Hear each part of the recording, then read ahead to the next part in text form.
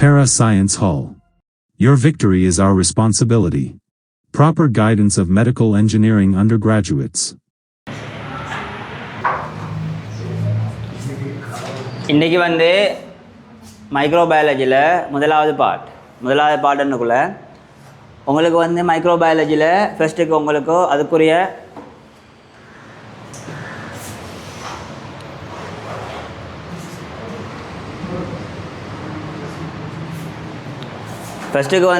உங்களுக்கு மைக்ரோபயாலஜின்னா நாங்கள் எது சம்மந்தமாக படிப்போம், நுண்ணங்கிகள் சம்மந்தமாக படிப்போம்.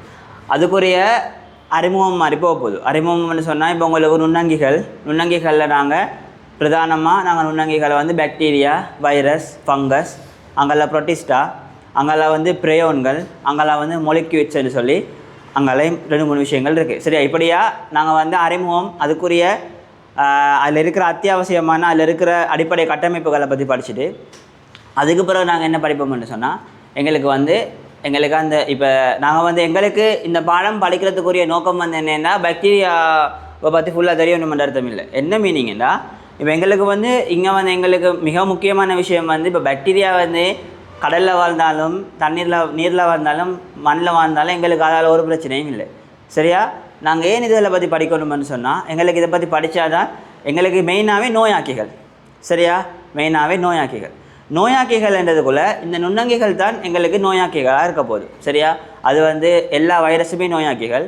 பாக்டீரியாவில் சிலது நோயாக்கிகளாக இருக்குது. சிலது எப்படின்னா சில பாக்டீரியா தொற்று ஏற்பட்டாலே உங்களுக்கு நோய் வந்துடும்.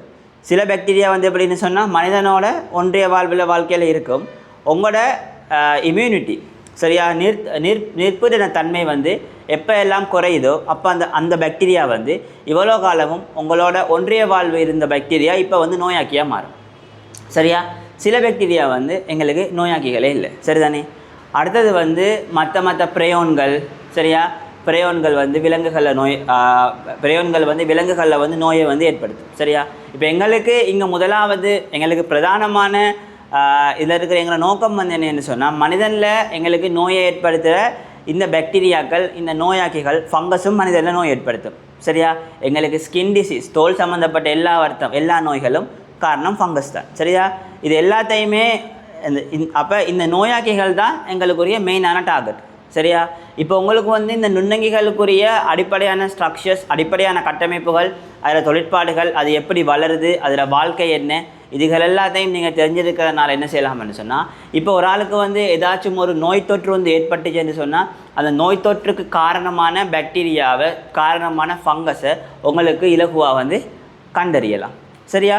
கண்டறிஞ்ச பிறகு அவங்க என்ன செய்வாங்கன்னு சொன்னால் அதுக்கு எதிர்ப்பை காட்டக்கூடிய எங்களுக்கு ஆன்டிபயோட்டிக், நுண்ணுயிர் கொல்லிகள் தயாரிக்கப்பட்டு இருக்கும்.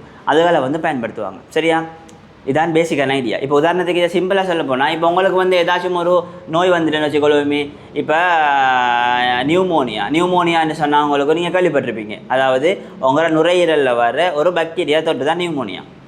இப்போ முதலாவது நீங்கள் ஒரு ஹாஸ்பிட்டலுக்கு உங்களுக்கு இப்போ என்ன செய்யுது, நியூமோனியான்னு உங்களுக்கு என்னென்ன வரும், மூச்சரிக்க கஷ்டமாக இருக்கும், இருமல் வரும், சளி வரும், இதுகள் தான் வரப்போகுது. சரியா?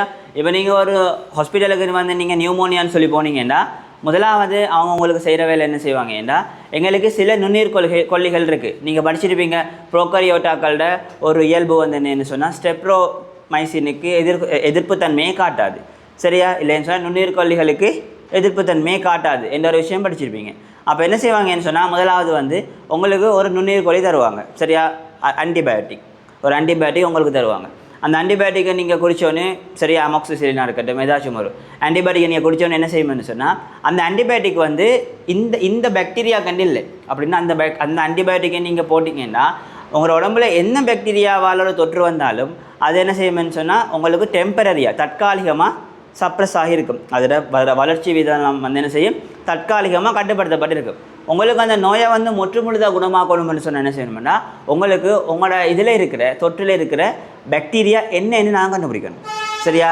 அது கொக்கஸா, பசிலஸா, ஸ்டெப்ரோ, அப்படி என்ன பாக்டீரியான்னு நான் கண்டுபிடிச்சி போட்டு என்ன செய்வாங்கன்னு சொன்னால் அதுக்குரிய அந்த பாக்டீரியாவுக்கு மட்டும் சிறப்பாக வேலை செய்யக்கூடிய எங்களுக்கு நுண்ணுயிர் கொல்லிகள் கண்டுபிடிக்கப்பட்டிருக்கு ஏற்கனவே. சரிதானே? இப்போ எத்தனையோ பென்சிலின் கேள்விப்பட்டிருப்பீங்க, வென்கோமைசின், அமிக்கசின், அப்படி ஒவ்வொரு பாக்டீரியாவுக்கும் எங்களுக்கு ஒவ்வொரு வினைத்திறனான நுண்ணுயிர்கோழிகள் இருக்குது. அந்த நுண்ணுயிர்கோழிகளை வந்து இவங்க வந்து பயன்படுத்தக்குள்ள என்ன செய்யணும்னு சொன்னால் அந்த அந்த அந்த அந்த கிருமி வந்து முற்றுமுழுதாக அழிக்கப்பட்டுடும். இதே இது வந்து நீங்கள் ஆரம்பத்தில் கொடுத்த ஆன்டிபயோட்டிக்கை மட்டும் கொடுத்து வச்சுருந்தீங்கன்னா அது என்னென்ன ஒரு 2-3 நாளைக்கு உங்களுக்கு வந்து இருமலோ தும்மலோ சளியோ இருக்காது. பிறகு 4வது 5வது நாள் வந்து இதுக்கு முதல் இருந்ததை விட உங்களுக்கு இன்னுமே வீரியமாக அந்த தொற்று வந்து வரப்போகுது. சரியா? இதான் உங்களோட பேசிக்கான ஐடியா. அப்போ நீங்கள் அதுக்கு நாங்கள் என்ன செய்வோம்னு சொன்னால் உங்களோட அந்த பாக்டீரியாவை வந்து நான் கண்டுபிடிக்கிறதுக்கு வந்து என்ன செய்வாங்கன்னா நாங்கள் பின்னுக்கு படிப்போம். சாம்பிள் எடுப்பாங்க. சாம்பிள்னு சொன்னால் அது வந்து நீங்கள் கொரோனாவில் படிச்சிருப்பீங்க தானே, பிசிஆர் எடுக்கக்குள்ள இந்த மூக்குக்குள்ளே போட்டு எடுப்பாங்க. சரியா? அந்த சாம்பிள் எடுப்பாங்க. இல்லைன்னு சொன்னால் ரத்தத்தை எடுத்தோம்னா ரத்தத்துலேருந்து சாம்பிள் எடுப்பாங்க. சரியா? சாம்பிள்னா மாதிரி, ரத்தத்துலேருந்து மாதிரி எடுப்பாங்க. மாதிரி எடுத்து அந்த மாதிரியை வந்து நாங்கள் பரிசோதித்து என்ன இது இருக்குன்னு சொல்லி நாங்கள் என்ன பாக்டீரியா இருக்குன்னு சொல்லி நாங்கள் கண்டுபிடிக்கலாம். சரியா? இப்போ அதுக்கு நாங்கள் என்ன செய்யணும்னா அந்த பாக்டீரியாவை கண்டுபிடிச்சி இப்போ உங்களோட ரத்தத்தை நீங்கள் இப்போ உங்களோட உதாரணத்துக்கு வந்து உங்களோட குருதியை நீங்கள் எடுத்து பார்த்தீங்கன்னு சொன்னால் நீங்கள் குருதி எடுத்த மாதிரியில் எப்படியுமே உங்களுக்கு இருக்கிற பாக்டீரியா 2, 3, 4 தான் இருக்க போகுது. விளங்குதா? எக்கச்சக்கமான பாக்டீரியா இருக்காது, எப்படியுமே இருக்காது. சரிதானே? அது நார்மல் தானே? எக்கச்சக்கமான பாக்டீரியா எப்படியுமே இருக்காது. அப்போ என்ன செய்வாங்கன்னு சொன்னால் இப்போ உங்களுக்கு 2, 3, 4 பாக்டீரியா இருந்தால் உங்களால் வந்து கண்டுபிடிக்க கஷ்டம். அப்போ என்ன செய்வாங்கன்னா இந்த பாக்டீரியாவை அந்த ரத்தத்தை வந்து எடுத்து அதில் இருக்கிற பாக்டீரியாவை வந்து எடுத்து என்ன செய்வாங்கன்னு சொன்னால் வளர்ப்பாங்க. சரியா? வளர்த்தா என்ன நடக்கும்னு சொன்னால் அது வந்து இன்னும் பெருகி போன பிறகு ஒரு குறிப்பிட்ட நிலைமையை அடைஞ்சா பிறகு நீங்கள் என்ன செய்யலாம்னா அதில் இருக்கிற பாக்டீரியா என்னன்னு சொல்லி உங்களுக்கு வந்து கண்டுபிடிக்கலாம். இதான் நார்மலான ஐடியா. சரிதானே? இப்போ வந்து கேள்விகள் போவோம். விளங்கிட்டு தானே? இப்போ வந்து நாங்கள் விஷயத்துக்குள்ளே போவோம். முதலாவது பாருங்கள், முதலாவது வந்து மைக்ரோபயாலஜின்னு சொன்னால் நான் உங்கள்ட்ட ஆல்ரெடி சொன்ன மாதிரி முதலாவது உங்களுக்கு வந்து நுண்ணங்கிகளை பற்றின ஒரு விஷயம் உங்களுக்கு தெரிஞ்சிருக்கணும். சரியா? உங்களுக்கு வந்து நுண்ணங்கிகளை பற்றின ஒரு விஷயம் வந்து தெரிஞ்சிருக்கணும். முதலாவது நுண்ணங்கிகள்னு சொன்னால் என்னென்னா மனித நார்மலாக தெரிஞ்சிருக்க வேண்டிய விஷயம், மனித வெற்றுக்கண்ணால் பார்க்க முடியாத அங்கிகள் எல்லாமே எங்களுக்கு வந்து நுண்ணங்கிகள். சரியா? மனித வெற்றுக்கண்ணால் பார்க்க முடியாத அங்கிகள் எல்லாமே எங்களுக்கு வந்து நுண்ணங்கிகள். சரியா? அப்படின்னு சொல்லக்குள்ள மனித வெற்றுக்கண்ணால் பார்க்கக்கூடிய மிகச்சிறிய அளவு வந்து 0.1 மில்லிமீட்டர். சரிதானே? 0.1 மில்லிமீட்டர். 0.1 மில்லிமீட்டரை விட மேக்சிமம் மனித கண்ணால் ஆரோக்கியமான கண்ணால் 0.1 மில்லிமீட்டர் வரைக்கும் நீங்கள் என்ன செய்யலாம்னா அதில் இருக்கிற பொருட்களையோ உயிரங்கிகளையோ பார்க்கலாம். சரியா? 0.1 மில்லிமீட்டரோட குறைஞ்சா அந்த பொருளோட சைஸ் வந்து அளவு வந்து 0.1 மில்லிமீட்டரோட குறைவாக இருந்தால் உங்களுக்கு அதை வந்து பார்க்க இயலாது. இதான் நார்மலான ஐடியா. அப்போ நுண்ணங்கிகள்னு சொன்னானேன்னா மனித வெற்றுக்கண்ணால் பார்க்க முடியாத மிகச்சிறிய அங்கிகள் நாங்கள் வந்து நுண்ணங்கிகள் என்று போடுவோம். சரியா? இது வந்து முதலாவது விஷயம். சரியா? இது வந்து முதலாவது. சரி, ரெண்டாவது விஷயத்தை பாருங்கள். உங்களுக்கு வந்து உதாரணம். சரியா? நுண்ணங்கிகளுக்குரிய உதாரணம்னு சொல்லக்குள்ள நார்மலாக என்ன வரப்போதோ உங்களுக்கு வந்து நார்மலாக உங்களுக்கு தெரிஞ்சிருக்கிற பாக்டீரியா வரும், வைரஸ் வரும், ஃபங்கஸ் வரும், அங்கே வந்து ப்ரொட்டிஸ்டாக்கள் வரப்போகுது. சரியா? சில எங்களுக்கு வந்து ப்ரொட்டிஸ்டாக்கள் வரப்போகுது. அதோட எக்ஸ்ட்ராவாக உங்களுக்கு என்ன வரப்போகுதுன்னு சொன்னால் பிரயோன்கள் வரும். சரியா? அதோட எக்ஸ்ட்ராவாக உங்களுக்கு வந்து பிரயோன்கள் வரும். அதுக்கு பிறகு வந்து உங்களுக்கு சைனோபாக்டீரியா, அதுக்கு பிறகு உங்களுக்கு வரப்போகிறது மொலிக்யூல்ஸ்.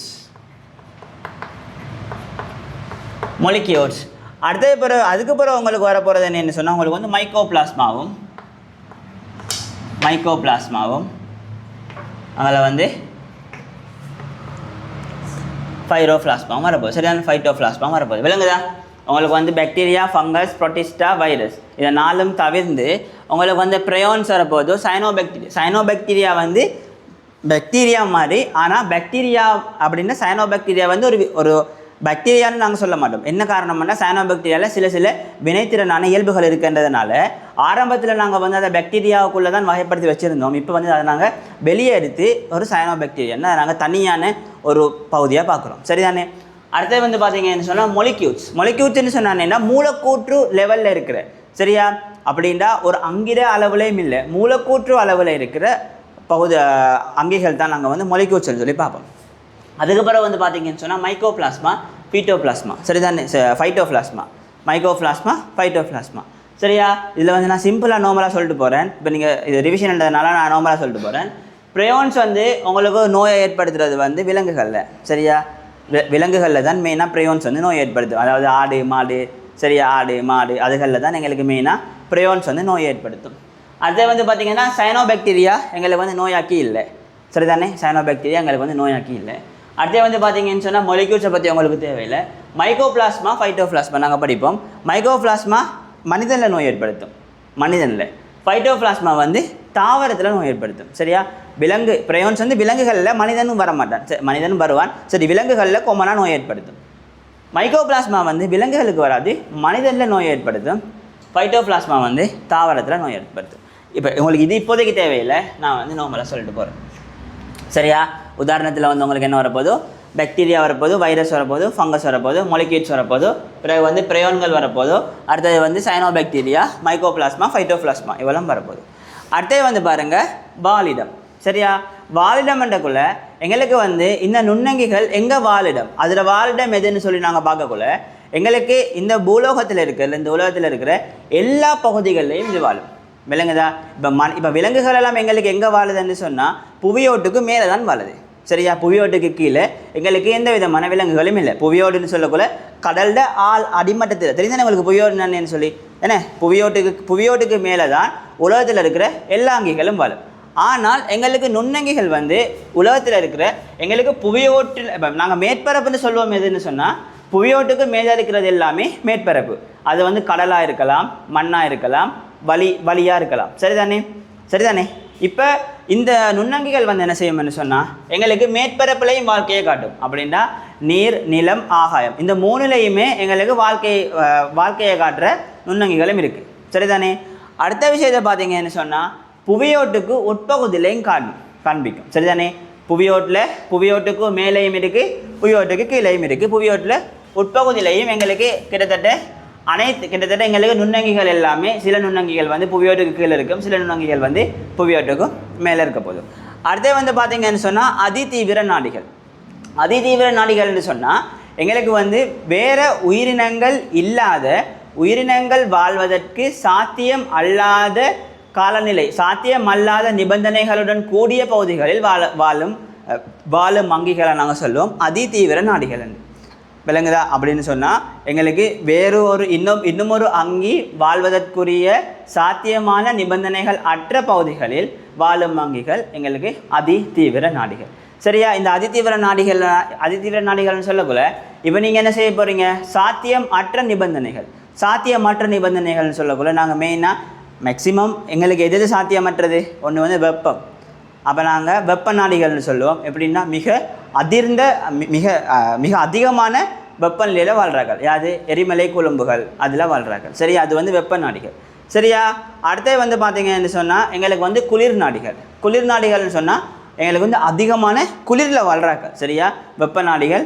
அடுத்தது வந்து வெப்ப நாடிகள், அங்கே வந்து குளிர் நாடிகள். அடுத்தது வந்து பார்த்தீங்கன்னு சொன்னால் உங்களுக்கு தெரியும் அமில நாடிகள்னு சொன்னால் அதீத அமில நிபந்தனையில் வாழ்க்கை நடத்துகிறார்கள். அடுத்தது வந்து பார்த்தீங்கன்னு சொன்னால் கார நாடிகள் இல்லைன்னா மூல நாடிகள். அப்படின்னா எங்களுக்கு வந்து அதிக கார நிபந்தனையில் வாழ்கிறார்கள். அடுத்தது வந்து பார்த்தீங்கன்னு சொன்னால் உவர் நாடிகள். அடுத்த விஷயம் பார்த்தீங்கன்னு சொன்னால் அமுக்க நாடிகள். சரிதானே? அடுத்த விஷயம் பார்த்தீங்கன்னு சொன்னால் அமுக்க நாடிகள். இப்போ அமுக்க நாடிகள்னு சொன்னானேன்னா அமுக்கத்தில் வாழ்கிறார்கள். உவர் நாடிகள்னு சொன்னால் அதிக உப்புச்சரிவில் வாழ்கிறார்கள். விளங்குதா? இப்படி நாங்கள் என்ன செய்வோம்னா அதிதீவிர நாடிகளை 5-6 வகையாக நாங்கள் வந்து பிரிக்கலாம். சரிதானே? அந்த இதுக்கேற்ற மாதிரி பிரிக்கலாம். உங்களுக்கு வந்து இதில் வந்து உங்களுக்கு உதாரணம் தெரியணும்ன்ற அவசியம் ஒன்றும் இல்லை. சரியா? நீங்கள் இப்படி ஒரு விஷயம் இருக்குது, இந்த சில டைம் உங்களுக்கு எம்சிக்யூல ஸ்டேட்மெண்ட் ஒரு கூற்றாக வரலாம். சரியா? அதை மட்டும் நீங்கள் ஞாபகம் வச்சுக்கோனீங்கன்னா சரி. அப்போ முதலாவது பார்த்தீங்கன்னு சொன்னால் புவி மேற்பரப்பில் வாழும். ரெண்டாவது விஷயத்தை பார்த்தீங்கன்னு சொன்னால் உட்பகுதி வெளிப்பகுதி ரெண்டுலேயும் வாழும். மூணாவது விஷயம் வந்து அதிதீவிர நாடிகள்ன்ற விஷயம் வந்து இருக்குது. சரியா? அடுத்த விஷயத்தை பார்த்தீங்கன்னு சொன்னால் உங்களுக்கு வந்து நுண்ணங்கிகள்னு சொல்லக்குள்ள அதில் பொதுவாக இருக்கிற அதில் இயல்புகளை பார்த்துட்டு அந்த இயல்புகளை பற்றின ஒரு நார்மலான ஒரு விளக்கம் உங்களுக்கு தெரியணும். சரியா? முதலாவது விஷயத்தை பார்த்தீங்கன்னு சொன்னால் எங்களுக்கு வந்து நுண்ணங்கிகள் வந்து அதிக வளர்ச்சி விதத்தை காட்டும். சரியா? ரெண்டாவது விஷயம் வந்து அது வந்து போசனை பல்வகமே காட்டும். மூணாவது விஷயம் வந்து அதில் வந்து உயிரியல் அதாவது உருவவியல் பல்வகமே காணப்படும். சரியா? அடுத்த விஷயத்தை பார்த்தீங்கன்னா நைட்ரசன் பதித்தல். இந்த 4 விஷயத்துக்குரிய விளக்கம் உங்களுக்கு தெரியணும். சரியா? இப்போ முதலாவது வந்து பார்த்தீங்கன்னு சொன்னால் நுண்ணங்கிகள் வந்து அதி உயர்ந்த வளர்ச்சி விதத்தை காட்டும்.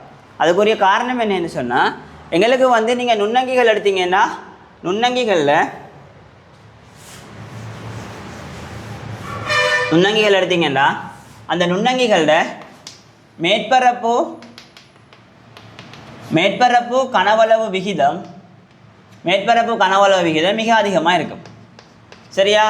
மேற்பரப்பு கனவளவு விகிதம் என்றுக்குள்ள மேற்பரப்புன்னு சொன்னா எங்களுக்கு வந்து பதார்த்த பரிமாற்றத்தை மேற்கொள்கிற மேற்பரப்பு. சரியா? இப்போ மனிதன் எடுத்தீங்கன்னா எங்களுக்கு நுரையீரல். சரியா? நுரையீரலில் இருக்கிற சுவாச பைகள் இருக்குது தானே, சுவாசப்பையில் இருக்கிற சுவாசப்பையோட மேற்பரப்பு தான் மனிதன மேற்பரப்பு. கனவளவுன்னு சொல்லக்குள்ள என்னென்னா எங்களோட ஃபுல் கனவளவு. சரியா? இப்போ அதே மாதிரி எங்களுக்கு மேற்பரப்பின் கீழ் கனவளவு என்ற விகிதம் வந்து கூட. சரியா? மேற்பரப்புன்னு சொன்னா பதார்த்த பரிமாற்றத்தை மேற்கொள்கிற மேற்பரப்பு, கனவளவு வந்து அதில் ஒட்டுமொத்தமான உடல். அப்படின்னா அது அகத்தொறிஞ்சிட பதார்த்தத்தை யார் பயன்படுத்துகிறாங்களோ அது வந்து கனவளவு. அவர் அகத்தொறிஞ்ச பதார்த்தம் அந்த அகத்தொறிஞ்சிட மேற்பரப்பு இல்லைன்னு சொன்னால் கழிவகற்றல்னு சொன்னால் வெளியேற்றுற மேற்பரப்பு, தேவையான பதார்த்தம்னு சொன்னால் அகத்தொறிஞ்சிட மேற்பரப்பு. இது வந்து எங்களுக்கு மிக அதிகமாக இருக்கும். சரியா? இது வந்து எங்களுக்கு வந்து மிக அதிகமாக இருக்கும். சரிதானே? இப்போ இதால் உங்களுக்கு என்ன செய்யணும்னு சொன்னால், இப்படி எங்களுக்கு உயர் மேற்பரப்பு எங்களுக்கு வச்சுருக்கிறதால என்ன செய்யணும்டா, சூழலில் இருந்து தான் அது வந்து பதார்த்தங்களை வந்து அகத்துறிஞ்சும். சரியா? சூழலில் இருந்து தான் பதார்த்தங்கள் அகத்துறிஞ்சும். எங்களுக்கு அதிகளவு மேற்பரப்பின் கனவளவு விகிதம் இருக்கிறதுனால எங்களுக்கு வந்து சூழலில் இருந்து அதிகளவான பதார்த்தங்களை எங்களுக்கு அகத்துறிஞ்சிடறதுக்கு ஏழுமா இருக்கும். சரிதானே? சூழலில் இருந்து அதிகளவு பதார்த்தங்கள் எங்களுக்கு அகத்துறிஞ்சதுக்கு ஏழுமா இருக்கும். சரியா? அதே மாதிரி எங்களுக்கு என்ன செய்யுதுன்னா, சூழலிருந்து பதார்த்தங்கள் அகத்துறிஞ்சும் நுண்ணங்கிகள் சூழலுக்கு கழிவு பதார்த்தங்கள் என்ன செய்யும்னா சூழலுக்கு வெளியேற்றும். சரியா? அப்போ எங்களுக்கு மேற்பரப்பு கூட இருக்கிறதால அகத்துறிஞ்சிட வீதமும் கூட வெளியேற்ற வீதமும் கூட. அப்போ கழிவுப் பொருட்களும் தேங்கி நிற்காது. எங்களுக்கு அதுக்கு தேவையான பதார்த்தங்களை ஈஸியாகவும் அகத்துறிஞ்சலாம். இது ரெண்டும் இருக்கிறதுனால எங்களுக்கு வந்து அதில் வளர்ச்சி வீதம் வந்து மிக உயர்வாக காணப்படும். சரியா? வளர்ச்சி வீதம் வந்து மிக உயர்வாக காணப்படும். அதுக்கு வந்து நாங்கள் இன்னொரு பேர் சொல்லலாம் என்னென்னா சராசரி சந்ததி காலம். சரியா? சராசரி சந்ததி காலம்னு சொன்னானேண்டா ஒரு சந்ததியிலேருந்து இன்னொரு சந்ததியை உருவாக்குறதுக்கு எடுக்கிற காலம். சரியா? அது வந்து எங்களுக்கு நல்லாவே குறைவு. விளங்குதா? இப்போ வளர்ச்சி வீதம் கூட என்னென்ன, வளர்ச்சி வீதம்னா வளர்ந்துட்டு போகிறது மட்டும் இல்லை, வளர்ந்து இனப்பெருக்கம் செய்யணும். சரியா? அதான் வளர்ச்சி வீதம். அப்போ சராசரி சந்ததி காலம் குறைவு இல்லைன்னா வளர்ச்சி வீதம் கூட. சரிதானே? சந்ததி காலம் குறைவுன்னா மீனிங் என்ன? அது வந்து ஈஸியாக பெருக்கம் அடையும்னு அர்த்தம். சரியா? சந்ததி காலம் குறைவு, வளர்ச்சி வீதம் கூட. இது அதில் இருக்கிற விஷயம். சரியா? இது முதலாவது விஷயம். சரியா? அடுத்த விஷயத்தை பார்ப்போம். அடுத்த விஷயத்தை பாருங்கள். எங்களுக்கு வந்து இது வந்து உருவவியலுக்குரிய பல்வகைமையை காட்டும். அடுத்தது வந்து போசனைக்குரிய பல்வகைமையை காட்டும். சரியா? உருவவியலுக்குரிய பல்வகைமையை காட்டும், போசனைக்குரிய பல்வகைமை இப்போ காட்டும். இப்போ முதலாவது வந்து நீங்கள் போசனைக்குரிய பல்வகைமையை நீங்கள் எடுத்தீங்கன்னா, சரியா, இப்போ வந்து நீங்கள் போசனைக்குரிய பல்வகைமை நாங்கள் எடுத்தோம்னா அதில் வந்து முதலாவது விஷயம்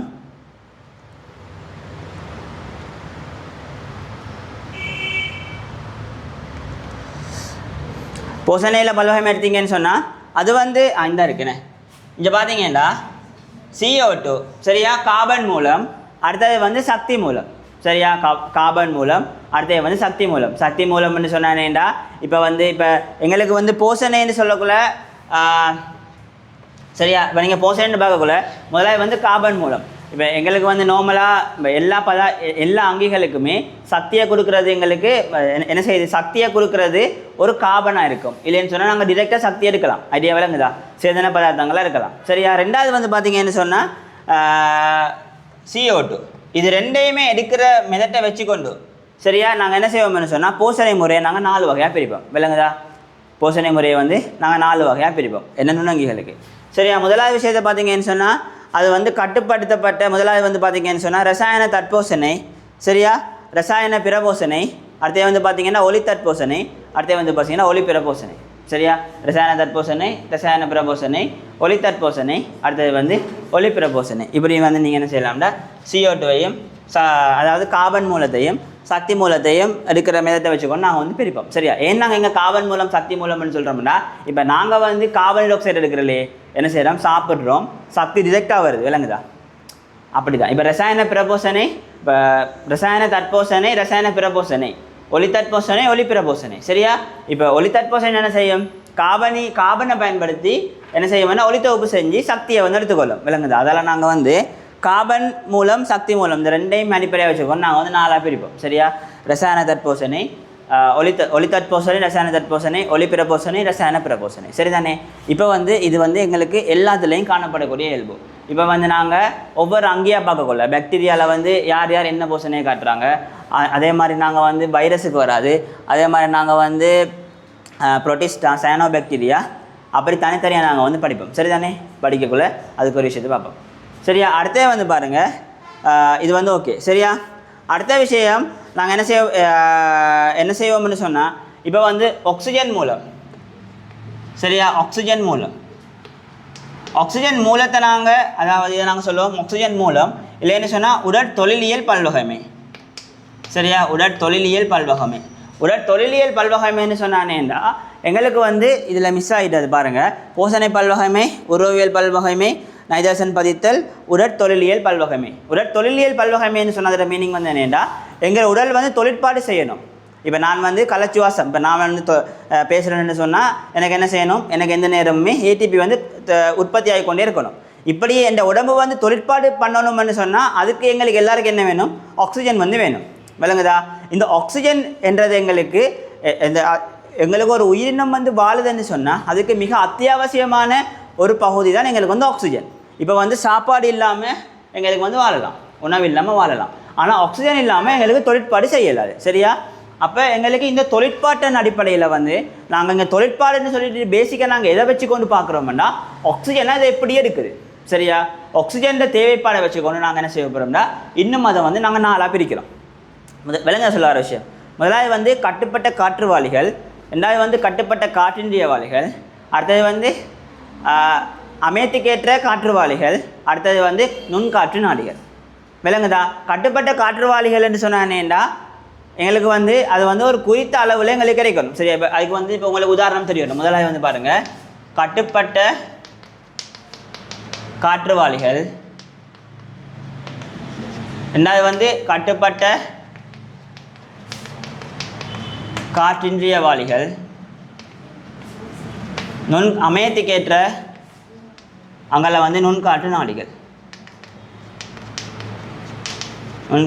இப்போ இதுக்கு பார்த்தீங்கன்னு சொன்னால், இப்போ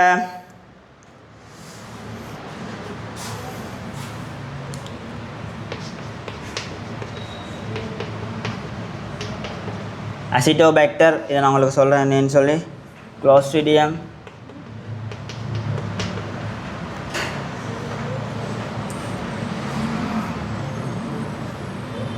ஈக்கோலை,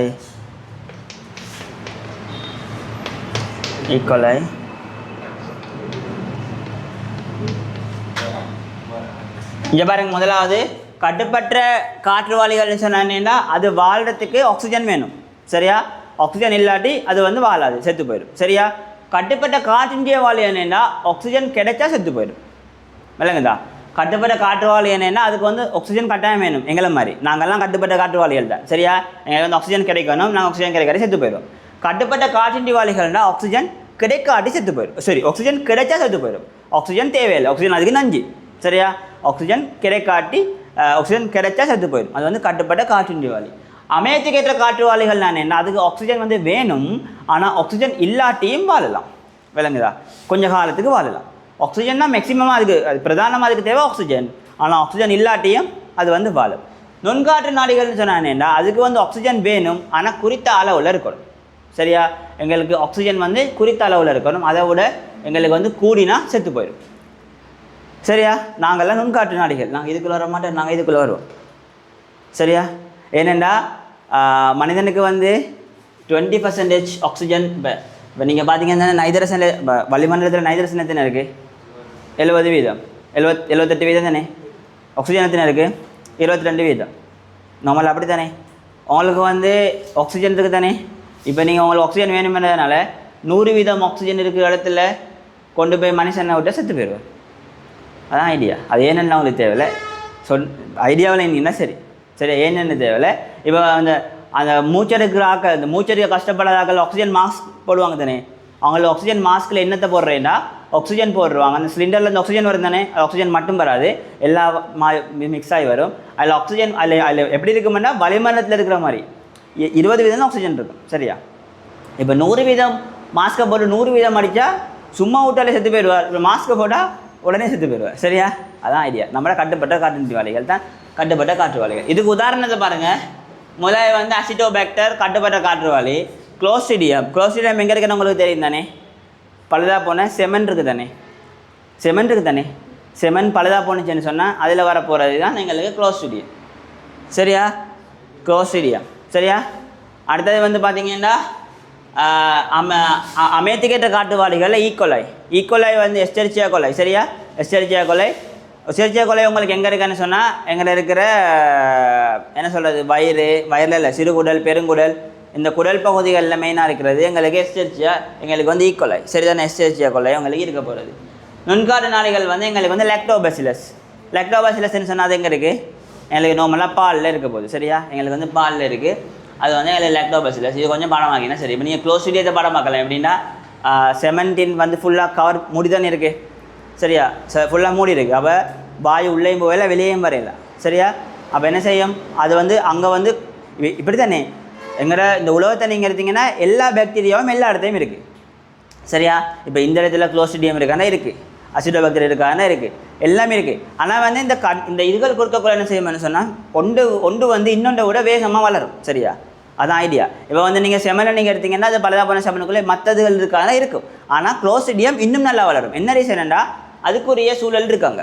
என்ன ரீசன், ஆக்சிஜன் வந்து வராது, ஆக்சிஜனும் வராது, வேறு எதுவும் போகாது. அப்போ ஆக்சிஜன் வராது, ஸோ ஃபுல்லாக கவர் ஆகிருக்கு. ஸோ அந்த இடத்துல உங்களுக்கு வந்து க்ளோஸ்ட்ரிடியம் வந்து வேலை செய்யும். சரியா, அடுத்தே வந்து பார்த்தீங்கன்னு சொன்னால் அமேத்திகேட்டது ஈக்கோலைன்னு சொல்ல எஸ்டெரிச்சியா கொலை வந்து எங்கள் மனிதனில் சிறுகுடல் பெருங்குடலில் நார்மலாக இருக்குது. சரியா, அடுத்து வந்து பார்த்தீங்கன்னா நுண்காட்டு நாளிகள் அது வந்து லாக்டோபாசிலஸில் இருக்குது. சரி தானே, இது வந்து பேசிக்கான ஐடியா. லாக்டோபாசிலஸ்ன்னு சொன்னால் இப்போ உங்களுக்கு தெரிஞ்ச நீங்கள் பாலை வச்சா பால் வந்து தயிராக மாறும் அப்படின்னா எங்களுக்கு வளிமண்டலத்தில் சம்மந்தப்பட்டது. சரியா, வளிமண்டலத்தில் சம்மந்தப்பட்டது. சரியா, அசிடோபாக்டீரியா உங்களுக்கு எங்கே வரப்போகுது, அசிடோபாக்டீரியா உங்களுக்கு மெயினாக நோயை ஏற்படுத்துறது எங்கேன்னு சொன்னால் எங்கள் நுரையீரலில். சரியா, சரி அவ்வளோ இவ்வளோ மேலும் சரி தானே, ஓகேயா, சரி டவுட் இருந்தால் கேளுங்க. சரியா, இது வந்து எங்களுக்கு வந்து போசனை பல்வகைமை. சரியா, நாங்கள் இப்போ வந்து போசனை பல்வகைமையை பார்த்துட்டோம், அங்கெல்லாம் வந்து உடற்தொழிலியல் பல்வகைமையும் பார்த்துட்டோம். சரியா, போசனை பல்வகைமையில் நாங்கள் தனித்தனியாக பார்ப்போம், தற்போசனை என்ன பிற போசனை என்னன்னு பார்ப்போம். சரியா, இப்போ அடுத்தே வந்து பாருங்கள், அடுத்தே வந்து பார்த்தீங்கன்னு சொன்னால் எங்களுக்கு வந்து நைதரசன் பதித்தல். சரியா, எங்களுக்கு நைதரசன் பதித்தல் வந்து நாங்கள் பின்னுக்கு டீப்பாக படிப்போம். நைதரசன் பதித்தலில் வந்து மெயினாக எங்களுக்கு வரப்போகிறது யாருன்னா சயனோபாக்டீரியா தான் வரப்போகுது. சரியா, நைதரசன் பதித்தலில் உங்களுக்கு மெயினாக வரப்போகிறது சயனோபாக்டீரியா மட்டும் தான் வரப்போகுது. இதில் வந்து எங்களுக்கு வந்து ரெண்டு இருக்குது, ஒன்று வந்து சுயாதீனவாளி. சரியா, நைதரசன் பதித்தலில் முதலாவது வந்து சுயாதீனவாளி, ரெண்டாவது வந்து ஒன்றியவாளி. சரியா, ஒன்று வந்து சுயாதீனவாளி, ரெண்டாவது வந்து ஒன்றியவாளி. சுயாதீனவாளி வந்து அசிட்டோபாக்டர். சரியா, ஒன்றியவாளி வந்து பார்த்தீங்கன்னு சொன்னால் எங்களுக்கு வந்து ரைசோபியம். சரியா, எங்களுக்கு வந்து ரைசோபியம். சரிதானே, சுயாதீனவாளி என்னன்னு தெரியுதானே உங்களுக்கு, தனி சும்மா பாக்டீரியா இருந்துட்டு நைதரசன் வந்து பதிக்க போகுது. அது எப்படின்னு நாங்கள் பார்ப்போம். ஒன்றியவாளி என்னென்னா அவரை குடும்ப தாவரத்தில் வேர்க்கணுக்களில் இருக்கும். சரியா, அவரை குடும்ப தாவரத்தில் வேர்க்கணுக்களில் இருந்துட்டு என்ன செய்யும்னு சொன்னால் அது வந்து அப்படி வேர்க்கணுக்களில் ஒன்றிய அந்த அவரை குடும்ப தாவரத்தோட ஒன்றிய வாழ்க்கையில் ஈடுபட்டு என்ன செய்யும்னா நைதரசன் வந்து பதிக்கும். சரியா, இது வந்து எங்களுக்கு ரைசோபியம் ஸ்பீஷீஸ். அதில் வந்து அதில் லெகியூம்ஸ்ன்னு ஒன்று இருக்குது. லெகியூம்ஸ்ன்றா தமிழில் அவரை குடும்ப தாவரம். சரிதானே, அதில் வந்து அவங்களுக்கு அந்த பேர் தான் போட்டிருக்காங்க. சரியா, அதை வந்து நீங்கள் தமிழில் அவரை குடும்ப தாவரம் என்னும் கேள்வி வரலாம். இல்லைன்னு சொன்னால் அதில் வந்து அதுக்குரிய இதுவும் இதையும் பார்த்தீங்கன்னா சரி. சரியா, அதில் வந்து லெகியூம்ஸ்ன்னு தான் வரணும். சரி, அவங்க தமிழில் மாற்றி இலக்கியூமினேசேயின்னு நம்ம போட்டிருக்கு. சரியா, அது அப்படி பார்த்தீங்கன்னா சரி, லெகியூம்ஸ் தான் மெயின். சரி தானே, LEG இதான் லெகியூமிஸ்ன்னு வரணும். சரியா, லெகியூமிஸ்ன்னு சொன்னால் அவரை குடும்ப தாவரம். அவரை குடும்ப தாவரம் என்ன தெரிந்தானே உங்களுக்கு, கச்சான் கடலை அதுகள் தான், அவரை அதுகள் தான், அவரே இருக்கு. சரியா, இதுகள் தான் இது. சரியா, இப்போ இது வந்து பார்த்தீங்கன்னு சொன்னால் உங்களுக்கு வந்து நைதரசன் பதித்தல் முடிஞ்சு. அடுத்தே வந்து பார்த்தீங்கன்னு சொன்னால் உங்களுக்கு வந்து உருவவியல் பல்வகைமை. இதுதான் இங்கே பிரச்சனை. சரியா, உருவவியல் பல்வகைமைன்னு சொல்லக்குள்ள எப்படி பார்த்தீங்கன்னா எங்களுக்கு வந்து நாங்கள் மெயினாக இதில் படிக்க போகிறது விஷயம் எங்களுக்கு வந்து பாக்டீரியா, வைரஸ், அடுத்தது வந்து ஃபங்கஸ். சரியா, பாக்டீரியா, வைரஸ், ஃபங்கஸ், இது மூணு தான் உங்களுக்கு பிரதானமாக உருவவியல் பல்வகைமையை காட்டும். விளங்குதா, பாக்டீரியா, வைரஸ், ஃபங்கஸ் மூணுமே உருவவியல் பல்வகைமையை காட்டும். உருவவியல் பல்வகைமைன்னு சொல்லக்குள்ள பாக்டீரியாவில் சில உருவங்கள் எங்களுக்கு உருவாக்கப்படும், வைரஸில் சில உருவங்கள் எங்களுக்கு உருவாக்கப்படும், ஃபங்கஸில் சில உருவங்கள் எங்களுக்கு உருவாக்கப்படும். இதான் வந்து உங்களுக்கு என்னன்னு சொன்னால் உருவவியல் பல்வகைமை. சரியா? உருவவியல் பல்வகைமை இவ்வளவு சரியா? சரிதானே? இது உங்களுக்கு உருவவியல் பல்வகைமை. இதில் வந்து பார்த்தீங்கன்னு சொன்னால் இப்போ முதலாவது வந்து பாருங்கள், இப்போ வந்து எங்களுக்கு வந்து உருவவியல் பல்வகைமையில் நாங்கள் பாக்டீரியாவை எடுத்தோம்னு சொன்னால் பாக்டீரியாவில் எங்களுக்கு பிரதானமாக 4 வகையான உருவவியல் பல்வகைமை இருக்குது. சரியா? பாக்டீரியாவில் எங்களுக்கு பிரதானமாக 4 வகையான உருவவியல் பல்வகைமை இருக்குது. முதலாவது வந்து பார்த்தீங்கன்னு சொன்னால் எங்களுக்கு வந்து கோல் வடிவம். சரியா? முதலாவது வந்து பார்த்தீங்கன்னு சொன்னால் எங்களுக்கு வந்து கோல் வடிவம். சரியா? இல்லைன்னா பெசிலஸ். சரியா?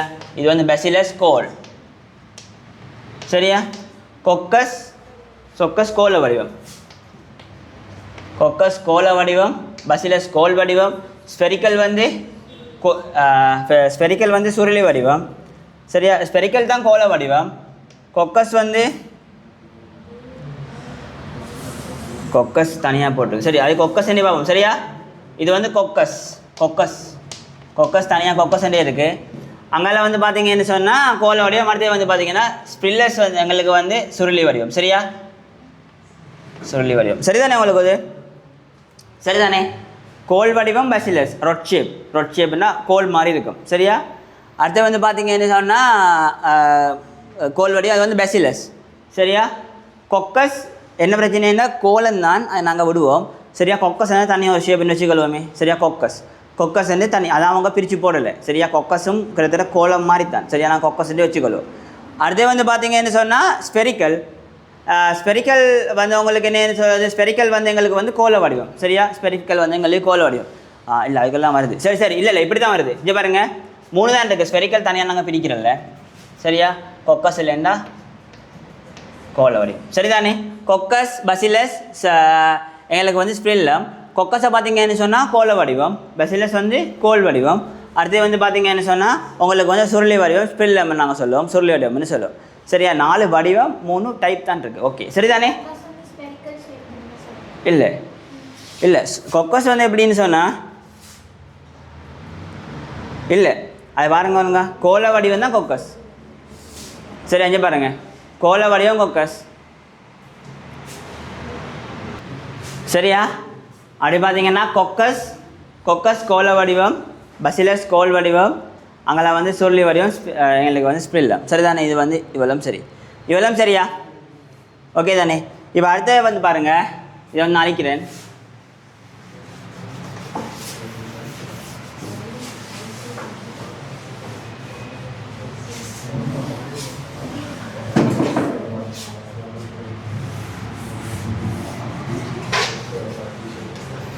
அடுத்து வந்து பார்த்தீங்கன்னு சொன்னால் இங்கே பாருங்கள், இதில் வந்து இப்போ கொக்கஸை நீங்கள் எடுத்தீங்கன்னு சொன்னால் இப்போ அதுலேயுமே கணக்காக உருவவியல் வடிவம் இருக்குது. சரிதானே? கொக்கஸ்லேயே தனியாக இருக்குது, பிறகு வந்து பசிலஸில் தனியாக இருக்குது. சரியா? அப்படி தனித்தனியாக அதுலேயுமே இருக்குது. சரிதானே? இப்போ நீங்கள் கொக்கஸை நீங்கள் எடுத்தீங்கன்னு சொன்னால் அதிலே வந்து உங்களுக்கு இருக்கிறது, உங்களுக்கு வந்து மொனோகோக்கஸ், டிப்ளோகோக்கஸ். சரியா? மொனோகோக்கஸ்ன்னு சொன்னால் இப்படி, டிப்ளோகோக்கஸ்ன்னு சொன்னால் 2. அடுத்தது வந்து மொனோகோக்கஸ், டிப்ளோகோக்கஸ், ஸ்டெப்ளோகோக்கஸ், ஃபுல் கலெக்ஷன் சங்கிலி மாதிரி இருக்கும். சரியா? ஸ்டெப்ளோகோக்கஸ். சரியா? சங்கிலி. சரியா? அடுத்து வந்து பார்த்தீங்கன்னு சொன்னால் அவங்களுக்கு வந்து சாசினி. அடுத்து வந்து பார்த்தீங்கன்னு சொன்னால் ஸ்டெஃபைலோகோக்கஸ். சரியா? ஸ்டெஃபைலோகோக்கஸ் டெட்ரேஸ். அது ஸ்டெஃபைலோகோக்கஸ் அப்படியே கிரேப்ஸ் மாதிரி இருக்கும். சரியா? கிரேப்ஸ் மாதிரி இருக்கும், அதான் வந்து அவங்களுக்கு ஸ்டெஃபைலோகோக்கஸ். சரியா? அடுத்து வந்து பார்த்தீங்கன்னு சொன்னால் ஸ்டெஃபைலோகோக்கஸ். அடுத்து வந்து பார்த்தீங்கன்னா டெட்ரேட்ஸ்ன்னு சொன்னால் இப்படி 4 இருக்கும். சரியா? அடுத்து வந்து பார்த்தீங்கன்னு சொன்னால் எங்களுக்கு சாசினேயம் வந்து எங்களுக்கு இப்போ இந்த சாசினேயம் எங்களுக்கு இது என்ன சொல்கிறது, சாசினேன்னு சொன்னேன் அப்படின்னா எங்களுக்கு வந்து ஸ்டெஃபைலோகோக்கஸ் மாதிரி தான், ஆனால் வந்து அதில் வந்து எங்களுக்கு 4 அப்படி ஒன்றுக்கு மேலான்னு இருக்கும். சரியா? அப்படின்னா இப்படி அப்படின்னா எங்களுக்கு என்ன சொல்கிறது, சாசினேட பல சாசினை சேர்ந்த ஒரு ஒரு ஒரு கலெக்ஷன் தான் எங்களுக்கு வந்து ஸ்டெஃபைலோகோக்கஸ். சரியா? ஸ்டெஃபைலோகோக்கஸ் சொன்னால் எங்களுக்கு கிரேப்ஸ் மாதிரி ஃபுல்லாக கொத்தாக இருக்கும். சரியா? சாசினேன்னு சொன்னால் அதில் கொஞ்சம் இருக்க போகுது. விளங்குதா? இதுதான் பேசிக்கான ஐடியா. இப்படி வந்து எங்களுக்கு என்ன செய்யலாம்டா 3, 4, 5, 6 வகையான கொக்கஸ் பாட் இருக்குது. சரியா? முதல்ல வந்து மொனோகோக்கஸ், டிப்ளோகோக்கஸ், அங்கே வந்து சங்கிலி ஸ்டெப்ளோகோக்கஸ், அடுத்தது வந்து எங்களுக்கு வந்து ஸ்டெஃபைலோகோக்கஸ் இப்படி இருக்காது, இப்படி ஃபுல்லாக இருக்கும் ஸ்டெஃபைலோகோக்கஸ். அடுத்தது வந்து பார்த்தீங்கன்னு சொன்னால் எங்களுக்கு வந்து சாசினி. அடுத்தது வந்து பார்த்திங்கன்னா டெட்ரேட்ஸ். சரியா, இப்படி எங்களுக்கு 6 வகையான பார்ட் வந்து இருக்கிறது எங்களுக்கு வந்து பாக்டீரியாவில். அடுத்தது வந்து பார்த்திங்கன்னு சொன்னால் எங்களுக்கு வந்து பெசிலஸ். சரியா, பெசிலஸ்ன்னு சொன்னால் எங்களுக்கு வந்து கோளூரு. சரியா, பெசிலஸ் வந்து எங்களுக்கு வந்து கோளூரு. சரியா, கோளூரில் எங்களுக்கு வந்து ஒன்று வந்து தனியாக ஒன்று இருக்குது. சரியா, தனியான பெசிலஸ். சரியா, தனியான பெசிலஸ்.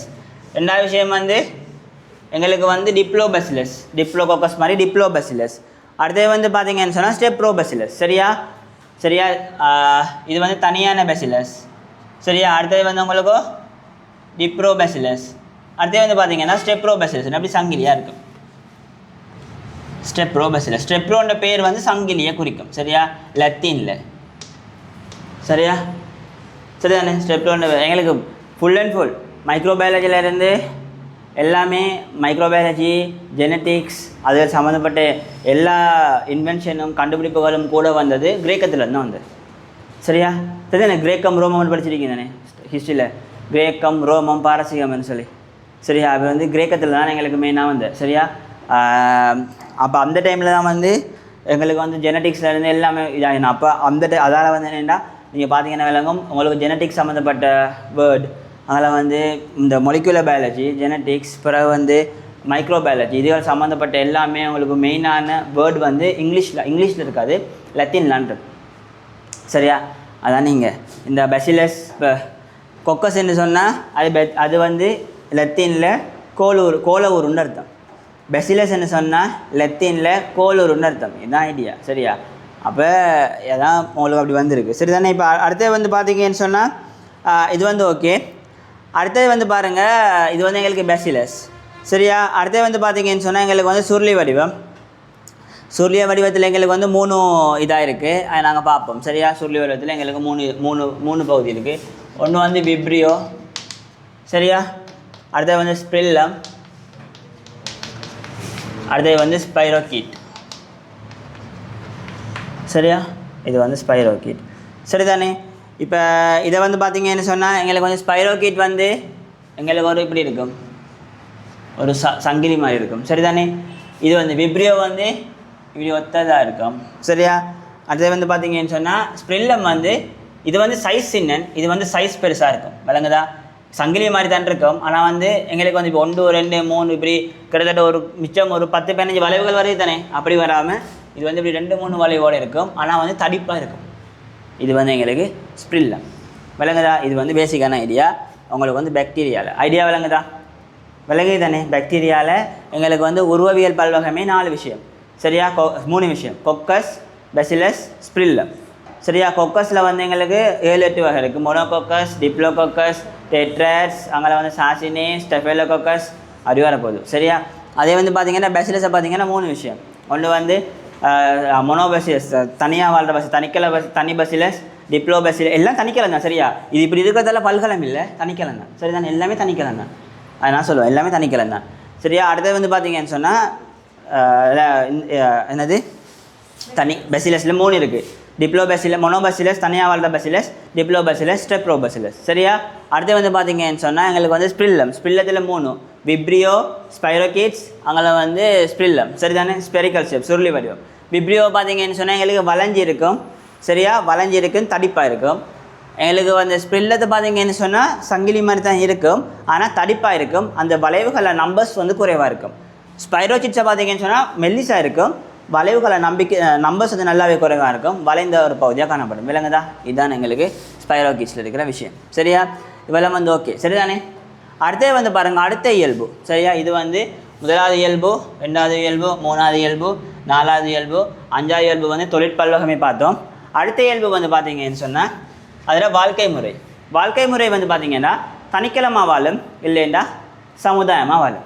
சரியா, தனிக்கிழமாக வாழும், இல்லைண்டா தனிக்கிழமாக இருந்தது 2 3 காலத்தை சேர்த்து சமுதாயமாக வாழும். இதுதான் பேசிக்கான ஐடியா. சரியா, எங்களுக்கு வந்து வைரஸுக்கு நாங்கள் தனிக்கிழமைன்னு பேச மாட்டோம். சரியா, நாங்கள் வைரஸை வந்து தனிக்கிழமோ இதுன்னு பேச மாட்டோம். பாக்டீரியா வந்து எல்லாமே தனிக்கலாம். சரியா, பாக்டீரியா வந்து எல்லாமே தனிக்கலாம்.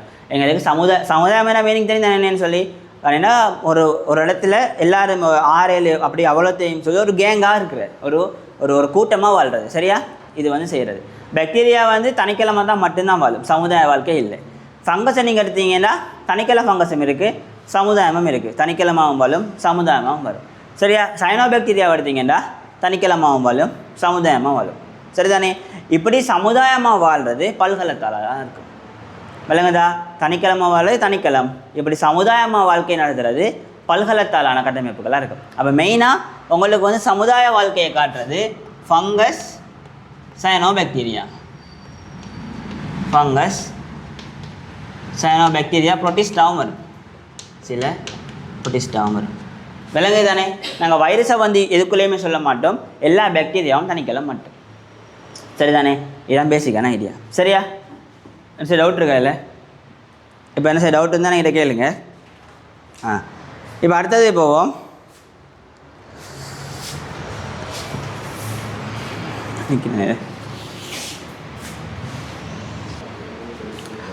இப்போ முதலாவது பாருங்கள். இப்போ அடுத்த விஷயத்தை பார்த்தீங்கன்னு சொன்னால் பாக்டீரியா. நாங்கள் பாக்டீரியா வந்து ஃபுல்லாக பார்த்துட்டோம். இப்போ இதில் வந்து உங்களுக்கு வந்து இப்போ இந்த நுண்ணங்கிகளை பற்றி உங்களுக்கு தெரிஞ்சிருக்க வேண்டிய விஷயம் வந்து நாங்கள் சப்டாபிக்கை உடைச்சோம்டா, முதலாவது வந்து அதுக்குரிய டெஃபினிஷன் இல்லைன்னு சொன்னால் அதை எப்படி நாங்கள் அதை வந்து வகைப்படுத்துகிற அந்த விஷயம் தெரியணும். ரெண்டாவது வந்து அதில் வாழ்க்கை முறைன்னு சொன்னால் தனிக்கிழமா பல்கிழமா. சரியா? அடுத்தது வந்து யூக்கரியோடோ போக்கரியோடோ கல ஒழுங்கமைப்பு ரெண்டும் வரப்போகுது.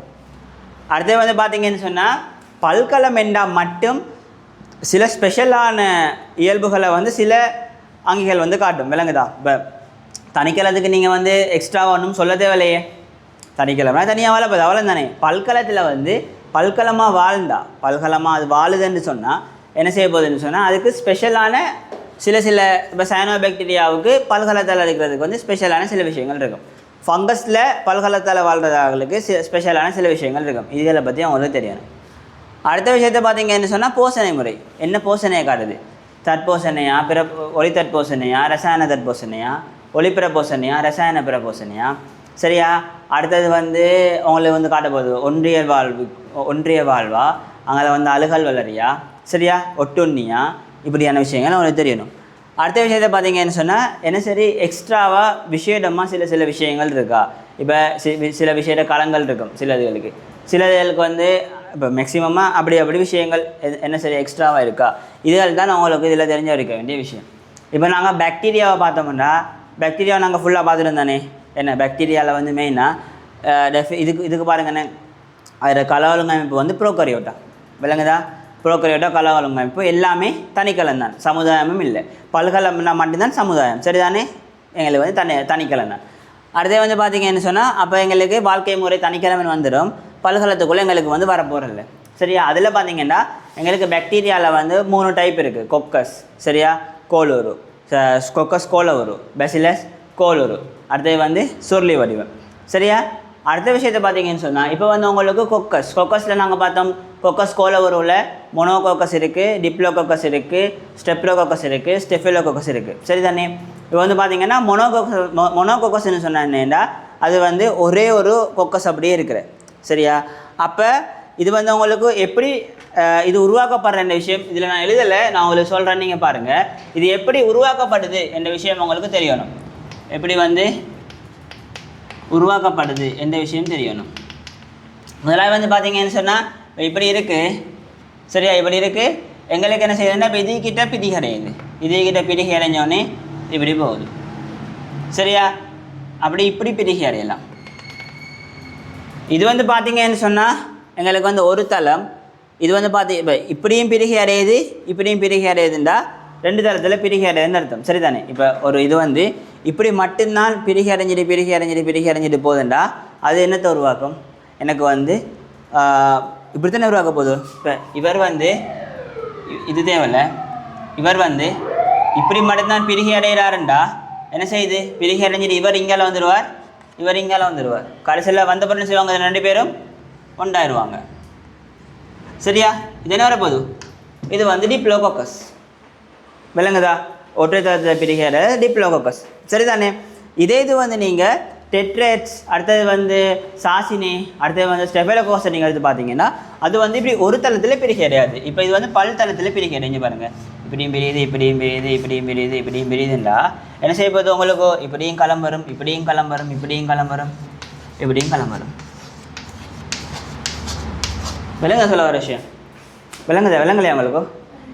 இப்படி களம் இருக்குது, அந்த களம் வந்து இப்படியும் பிரியுதுண்டா இது ஒரு களமாக இங்கே வரும், இது ஒரு களமாக இங்கே வரும், இது ஒரு களமாக இங்கே வரும், இது ஒரு களமாக இங்கே வரும். விளங்குதா? இப்போ இவ்வளோ சேர்த்து நாங்கள் என்ன சொல்லுவோம்? டெட்ரேட்ஸ்ன்னு சொல்லுவோம். சரியா? இப்படி பல தளங்களில் பிரிகை அடைஞ்சவங்களுக்கு உருவாக்கப்படுறது ஸ்டெஃபலோகோக்கஸும் டெட்ரேட்ஸும் சாசினேயும். இதை பார்த்தீங்கன்னு சொன்னால் டிப்ளோகோக்கஸும் மொனோகோக்கஸும் ஸ்டெஃப்ரோகோக்கஸும் ஒரு தளத்தில் பிரிகை அடையும். ஏன்னா இப்படி பிரியுது இப்படியும் இப்படி, திரும்பி இப்படி பிரியுது இப்படியும் இப்படி, அப்போ இப்படியே தான் உருவாக்கப்படும். சரியா? தலைமொண்டு தானே, இதுதான் உங்களுக்கு என்னன்னு சொன்னால் இப்படி தான் அது வந்து உருவாக்கப்படுறது. சரியா? உங்களுக்கு வந்து இந்த கொக்கஸுக்கு என்ன உதாரணம்ன்றது எக்ஸாம்பிள் கேட்க மாட்டாங்க, ஐடியா இருந்தீங்கன்னா சரி. விளங்கிச்சு தானே? அடுத்த விஷயத்தை பார்த்தீங்கன்னு சொன்னால் கொக்கஸ் சரி, பெசிலஸ் வந்து கோளூரில் வந்து தலைமெண்டு. கோளூரில் எங்களுக்கு வந்து இனப்பெருக்கம் இலிங்கமேல் முறை இனப்பெருக்கம், பாக்டீரியாவில் வந்து வாரது எல்லாமே இருகூற்றுப்பிளவு, இலிங்கமேல் முறை இனப்பெருக்கம் மட்டும்தான். சரிதானே? இப்போ இலிங்கமேல் முறை இனப்பெருக்கத்தை பார்த்தீங்கன்னு சொன்னால் பெசிலஸை பார்த்தீங்கன்னா எங்களுக்கு வந்து சின்ன ஒரு அச்செல்லாம் பிரிக்க அடையும். அப்படின்னா இப்போ இதானே பெசிலஸ் என்ன செய்யும்னு சொன்னால் இது இங்கால இழுபட்டு போகும், இது இங்கால இழுபட்டு போயிட்டு எங்களுக்கு இப்படி உருவாக்கப்படும். இப்படி ஒரு சின்ன ஒரு அச்சிலான பிரிகை அடையும், ஒரு குறுகிய அச்சிலான அது வந்து பிரிகை அடையும். அதனால தான் எங்களுக்கு வந்து பெசிலஸில் 2 வகையான கட்டமைப்பு மட்டும்தான் இருக்க போகுது. என்ன? 3 வகையான கட்டமைப்பு. ஒன்று வந்து தனி பெசிலஸ், டிப்ளோபெசிலஸ், ஸ்டெப்ரோபெசிலஸ். என்ன ரீசன்? இது இங்கே பிரியுது, சரியா? இங்கால வந்துட்டோம், திரும்பி இது இங்கே பிரியுது, சரியா? விளங்குது தானே? இது இங்கே பிரியுது, ஸோ இப்படி வருது இப்படி வருது இப்படி வருது இப்படி வருது இப்படி வருது. இதெல்லாம் வந்து பார்த்தீங்கன்னா இதெல்லாம் வந்து ஸ்டெப்ரோபெசிலஸ், சங்கிலி வந்து ஸ்டெப்ரோபெசிலஸ். சரியா? இது வந்து நீங்கள் சுருளி வடிவம். சரியா? சுருளி வடிவத்துக்கு நாங்கள் இனப்பெருக்கம் சொல்ல இயலாது, அது எங்களுக்கு அது எப்படி இருக்குதோ அதான் எங்களுக்கு சுருளி வடிவம். விளங்குதா? இப்படி வந்து என்ன செய்யலாமண்டா 3 சுருளி வடிவத்தில் 3 இருக்குது. ஒன்று வந்து விப்ரியோ, அங்கே வந்து ஸ்பைரோசீட்ஸ், அடுத்து வந்து ஸ்ப்ரில்லம். அதானே விப்ரியோன்னு சொன்னானேண்டா எங்களுக்கு ஒன்று இப்படியே இருக்கிறது. விப்ரியோ கொலரா கேள்விப்பட்டிருக்கீங்களா? விப்ரியோ கொலரா இப்படியே இருக்கும். அடுத்து வந்து பார்த்தீங்கன்னு சொன்னால் 2வது ஸ்ப்ரில்லம். சரியா? ஸ்ப்ரில்லம் வந்து என்ன செய்யும்? ஸ்பைரோசீட்ஸ் மாதிரி, ஆனால் எங்களுக்கு தடிப்பாக இருக்கும். நம்பர்ஸ் ஆஃப் அந்த கேர்வ் வந்து வளைவு வந்து குறைவாக இருக்கும். ஸ்பைரோசீட்ஸ் வந்து பார்த்தீங்கன்னா கேர்வ் வந்து கூடவாக இருக்குது, நம்பர்ஸ் வந்து கூடவாக இருக்குது. இதுதான் பேசிக்கான ஐடியா. ஸ்பைரோசீட்ஸ் என்னன்னு தெரியுமா உங்களுக்கு? என்ன லெப்டோபெசிலஸ் லெப்டோபெசிலஸ் இல்லை, இது என்ன லெப்டோஸ்பைரோசிஸ் கேள்விப்பட்டிருக்கீங்களா? அக்குர்ணையாரம் இல்லையா இருக்குல்ல? இல்லைண்ணே வெள்ளம் வந்தால் வெள்ளம் லெப்டோஸ்பைரோசிஸ் ஒரு வருத்தம் இருக்குது. சரியா? லெப்டோஸ்பைரோசிஸ்ன்னு சொல்லி அப்படியே டெங்கு மாதிரி தான். சரியா? அவங்களுக்கு டெங்கில் என்னென்ன சிம்டம் வரும்? தலைவலிக்கும். டெங்கில் இருமல் வராது, சரியா? காய்ச்சல் வரும், சரியான ஹை ஃபீவராக இருக்கும். ஹை ஃபீவர்ண்டா கிட்டத்தட்ட ஒரு 40-42°C இருக்கும் காய்ச்சல். சரிதானே? ஹை ஃபீவராக இருக்கும். 2வது விஷயம் வந்து கண்ணெல்லாம் வந்து கண்ணுக்கு பின்னுக்கு வலிக்கும். சரியா? கண்ணுக்கு பின்னுக்கு வலிக்கும். உடம்பு மசில் கை கால் எல்லாம் வலிக்கும். உடம்புலேருந்து மசில்லேருந்து கை கால்லேருந்து எல்லாமே வலிக்கும். தலை வலிக்கும், உடம்பு வாமிட்டிங் வரும். சரியா? பிறகு வந்து இது என்னது, உடம்பு வந்து சக்தியே இல்லாத மாதிரி இருக்கும். இது வந்து டெங்கு. லெப்டோஸ்பைரோசிஸும் டெங்குவும் ஒரே மாதிரி. சரியா? இதே மாதிரி ஹை ஃபீவர், இதே மாதிரியே இது வரப்போது, உடம்பு வலிக்க போதும், கை கால் வலிக்க போதும், மசில் பெயின், சதை சரியாக நோகும், எல்லா ஜாயிண்ட்டும் வருத்தம். டெங்கில் இருக்கிறது அப்படியே லெப்டோஸ்பைரோசிஸ். டெங்கு என்னத்தில் வர? வைரஸால் வர. டெங்கு வைரஸ் தானே, தெரியும்? டெங்கு வைரஸ் தானே. இது வந்து என்னது? அது வந்து லெப்டோஸ்பைரோசிஸ் ஸ்பைரோகிட்ஸ். நாங்கள் இந்த பாக்டீரியா தானே, நாங்கள் பாக்டீரியா தானே 3ஆக பிரிக்கிறோம், ஸ்பைரோகிட்ஸ். சரியா? வைரஸில் என்ன ப்ராப்ளம்னு சொன்னால் எங்களுக்கு வைரஸுக்கு வந்து ட்ரீட்மெண்ட் வந்து இல்லை. ஏன் ட்ரீட்மெண்ட் இல்லைன்னு சொன்னால் வைரஸ்க்கு வந்து அதோட டிஎன்ஏ வந்து என்ன செய்யணும்னு சொன்னால் நொடி சேஞ்ச் பண்ணும். சரியா? இப்போ நீங்கள் கொடுக்குற ஆன்டிபயோட்டிக் நுண்ணுயிர் கொல்லிகளில் என்ன செய்யணும்னு சொன்னால் ஒன்று வந்து அதோட புரதத்தோப்பை நிப்பாட்டுற. அது எப்படி வந்து கொள்றேன்டா ஒன்று வந்து அதோட புரதத்தோப்பை நிப்பாட்டுற. சரியா? புரதத்தோப்பை தான் மெயினாக நிப்பாட்டுற. எல்லாமே புரதத்தோப்பை நிப்பாட்டும். புரதத்தோப்பை நிப்பாட்டுறது என்ன செய்யணும்டா அதில் இருக்கிற டிஎன்ஏக்கும் அதில் இருக்கிற ஆர்என்ஏயும் போய் தான் அட்டாக் பண்ணணும். இதான் நடக்கிற விஷயம். அதுக்கு தானே ஸ்பெஷலாக கண்டுபிடிச்சிருப்பாங்க. வைரஸ் வந்து என்ன செய்யணும்னா அதை வந்து சேஞ்ச் பண்ணும். சரியா? அதை வந்து நொடி மாற்றும். அப்போ எங்களுக்கு சரியாக வந்து கண்டுபிடிக்கல. விளங்குது? இப்போ நீங்கள் ஒன்றுக்கு கண்டுபிடிச்சிருப்பீங்க, பிறகு வந்து அதை வந்து உங்களுக்கு தந்தால் உங்களுக்கு வேலை செய்யும். சரியா? பிறகு வந்து உங்கள்லேருந்து அவைக்கு டெங்கு வந்துருக்குன்னு சொன்னால் அவைக்கு வந்து அதை கொடுக்கல. அது கொடுத்தா அவைக்கு வர டெங்கு வேறு தான் இருக்கும். உங்கள்கிட்ட தான் வந்திருக்கும், ஆனால் வந்து வேறு தான் இருக்கும். விளங்குதா? டெங்கு தொற்றுல இல்லை, தொற்று நோயில் சொல்ல உதாரணத்துக்கு. அப்படி வித்தியாசம், இதான் பிரச்சனை. அப்போ என்ன நடக்கிறேன்னு சொன்னால் அது எப்போ உங்களுக்கு அது லெப்டோஸ்பைரோசிஸ் அப்படின்னு பார்த்தோம். இந்த லெப்டோஸ்பைரோசிஸ் எப்படி வரேன்னா எலியிலேருந்து தான் வர. சரியா? அது மெயினாக வரதுக்கு ஒரு ரீசன் வந்து அந்த வெள்ளமெல்லாம் வரும் தானே. வெள்ளம் வந்துட்டு போகக்குள்ள அந்த சேத்துல நடந்துருவாங்க, வெள்ளமெல்லாம் வரும். அந்த டைமில் வந்து அந்த எலியிட வந்து யூரின், எலியிட பிளட்டெல்லாம் வந்து அந்த தண்ணியில் வந்து மிக்ஸ் ஆகியிருந்தால் என்ன செய்யணும்னு சொன்னால் உங்களுக்கு வந்து நீங்கள் சும்மா நடந்து போனாலே வந்துடும். நீங்கள் சும்மா நடந்து போனாலே கை காலில் பட்டாலே வெள்ளத்தெல்லாம் மெயின் சான்ஸ் கூட. ஏண்டா வெள்ளத்தில் வந்து எல்லாமே வந்து அடிச்சுட்டு போகிறது, எங்கெங்கே தொற்று இருக்கோ தெரியா. அப்போ எல்லாமே வந்து அதில் யாரெல்லாம் வராங்களோ அது எல்லாருக்குமே லெப்டோஸ்பைரோசிஸ் தான். அது பாக்டீரியாவில் விஷயம் என்னென்னா எங்களோட உடம்பு வந்து வைரஸ் வந்து குறைவு. வைரஸ் வந்து எங்களை அட்டாக் பண்ணுற எங்களுக்கு நோயாக்கிற தன்மை வந்து குறைவு. பாக்டீரியா அப்படி இல்லை. பாக்டீரியா என்ன ரீசன்னா நோயாக்கியாக இருக்காது. இப்போ விப்ரியோ கொலராலாம் வந்து எங்கள் உடம்புக்குள்ளே இருக்க போது நோயாக்கியாக இருக்காது. ஆனால் அது நோயாக்கியாக ஆயினுச்சுன்னு சொன்னால் வைரஸோட மில்லியன் கணக்கில் பவர்ஃபுல் கூட. சரியா? விளங்குதா? பாக்டீரியா உங்களுக்கு ஒரு தொற்று வருதுன்னு சொன்னால், பாக்டீரியா தொற்று வருதுண்டா அது ரெசிஸ்டன்டா எந்த ஆன்டிபயோட்டிக்குமே உங்களோட அந்த தொற்று வேலை செய்யாதுன்னா நீங்கள் செத்து போயிடுவீங்க. இதான் விஷயம். நான் உங்கள்ட்ட சொன்னேன் தானே, அந்த தொட்டது பட்ட எல்லாத்துக்குமே இப்போ எங்களுக்கு வந்து நுண்ணங்கிகள் இருக்கிற விஷயம் வந்து என்னென்னா அது வந்து டக்குன்னு கூர்ப்படையும். விளங்குதா? இப்போ வைரஸ் வந்து உடனே கூர்ப்படையும். அப்படின்னா இந்த ஜீனை மாத்திரன்னா மீனிங் என்ன? கூர்ப்பு தானே மீனிங். ஜீனை மாத்திரன்னா மீனிங் கூர்ப்பு தானே. பாக்டீரியாவும் செய்யும் அது. ஆனால் வைரஸோட ஒப்பிடக்குள்ள பாக்டீரியா வந்து நல்லாவே குறையும். சரியா? இப்போ சில பேர் என்ன செய்கிறேன்னு சொன்னால் ஆன்டிபயோட்டிக்கை வந்து எல்லாத்துக்குமே ஆன்டிபயோட்டிக்கை போடுறேன். பாக்டீரியா உங்களுக்கு தொற்று வரணுமென்னா வெளியிலேருந்து வரணுமென்னு இல்லை. சரியா? உடம்புக்குள்ளேயே பாக்டீரியா இருக்குது. வெளியிலேருந்து உங்களுக்கு எக்ஸ்ட்ரா பாக்டீரியா வரணுமென்னு இல்லை. உடம்புக்குள்ளேயே இருக்குது தானே பாக்டீரியா. அப்போ என்ன செய்யணும்னா நீங்கள் ஆன்டிபயோட்டிக்கை குடிச்சிங்கன்னா அந்த பாக்டீரியா நார்மலாக தொற்று ஏற்படுத்தாது. நார்மலாக இருக்குது. நீங்கள் ஆன்டிபயோட்டிக் குடிக்கிறீங்கன்னா அந்த ஆன்டிபயோட்டிக்கில் அந்த பாக்டீரியாவை அழிக்கிற பதார்த்தம் என்னது கண்டுபிடிச்சி அதுக்கு கூர்ப்படையை வெளிக்கிடும்.